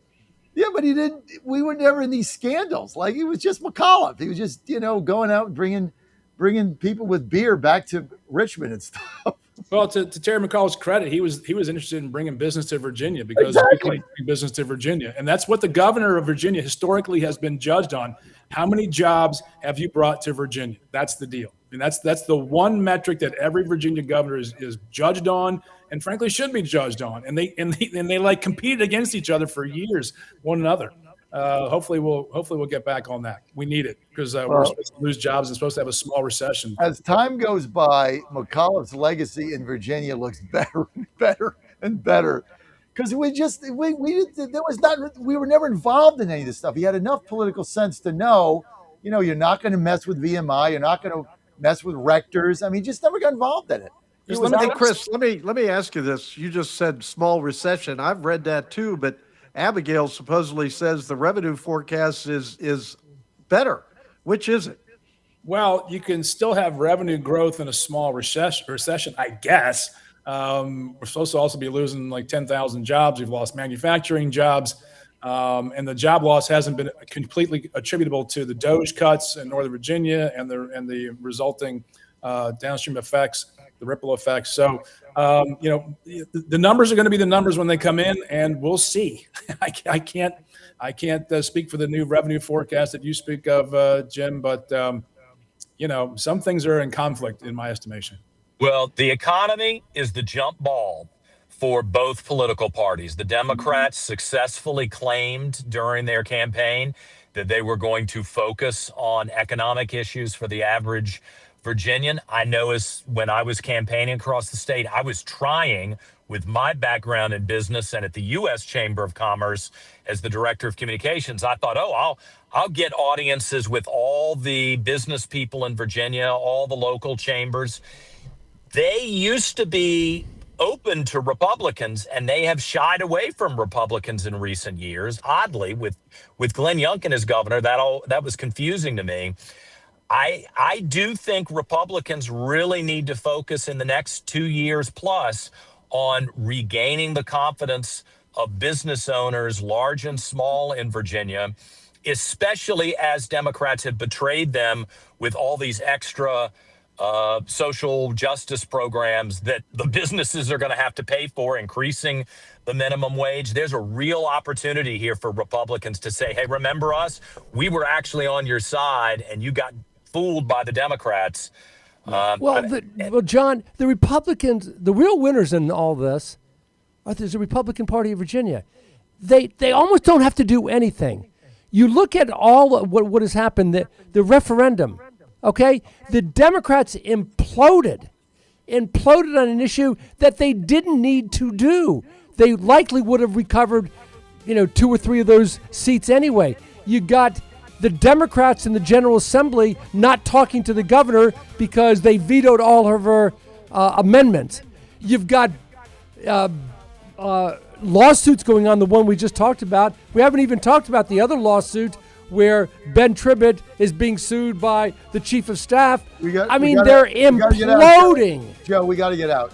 Okay. Inside baseball, we got to get out. Speaking of baseball, our pregame show, 10:30, going to be here at WV The Torch, West Virginia, Pittsburgh, and Philadelphia. You can tune us in there. First pitch, 12 o'clock. Same stations. Want to hear the game, WV The Torch here in Morgantown. Final thing, I'm going to go around the horn. Stanley Cup champions. Who's it going to be? Jim Hobgood, go. I'm sticking with my Carolina Hurricanes. I've said John it a Reed. couple of weeks. No time for a narrative. John Reed. I'm going with whoever you pick, Fredericks. Hurricanes. Saxman. Vegas in 6. Morrissey. Ditto. Dan. Carolina. I'll stay with that. Carolina 7, baby. Let's go. Hey, we got to go. We're in Morgantown. Michael Patrick Leahy. For some of you, I'll be back at 10:30. Pre-game show. Keep it right.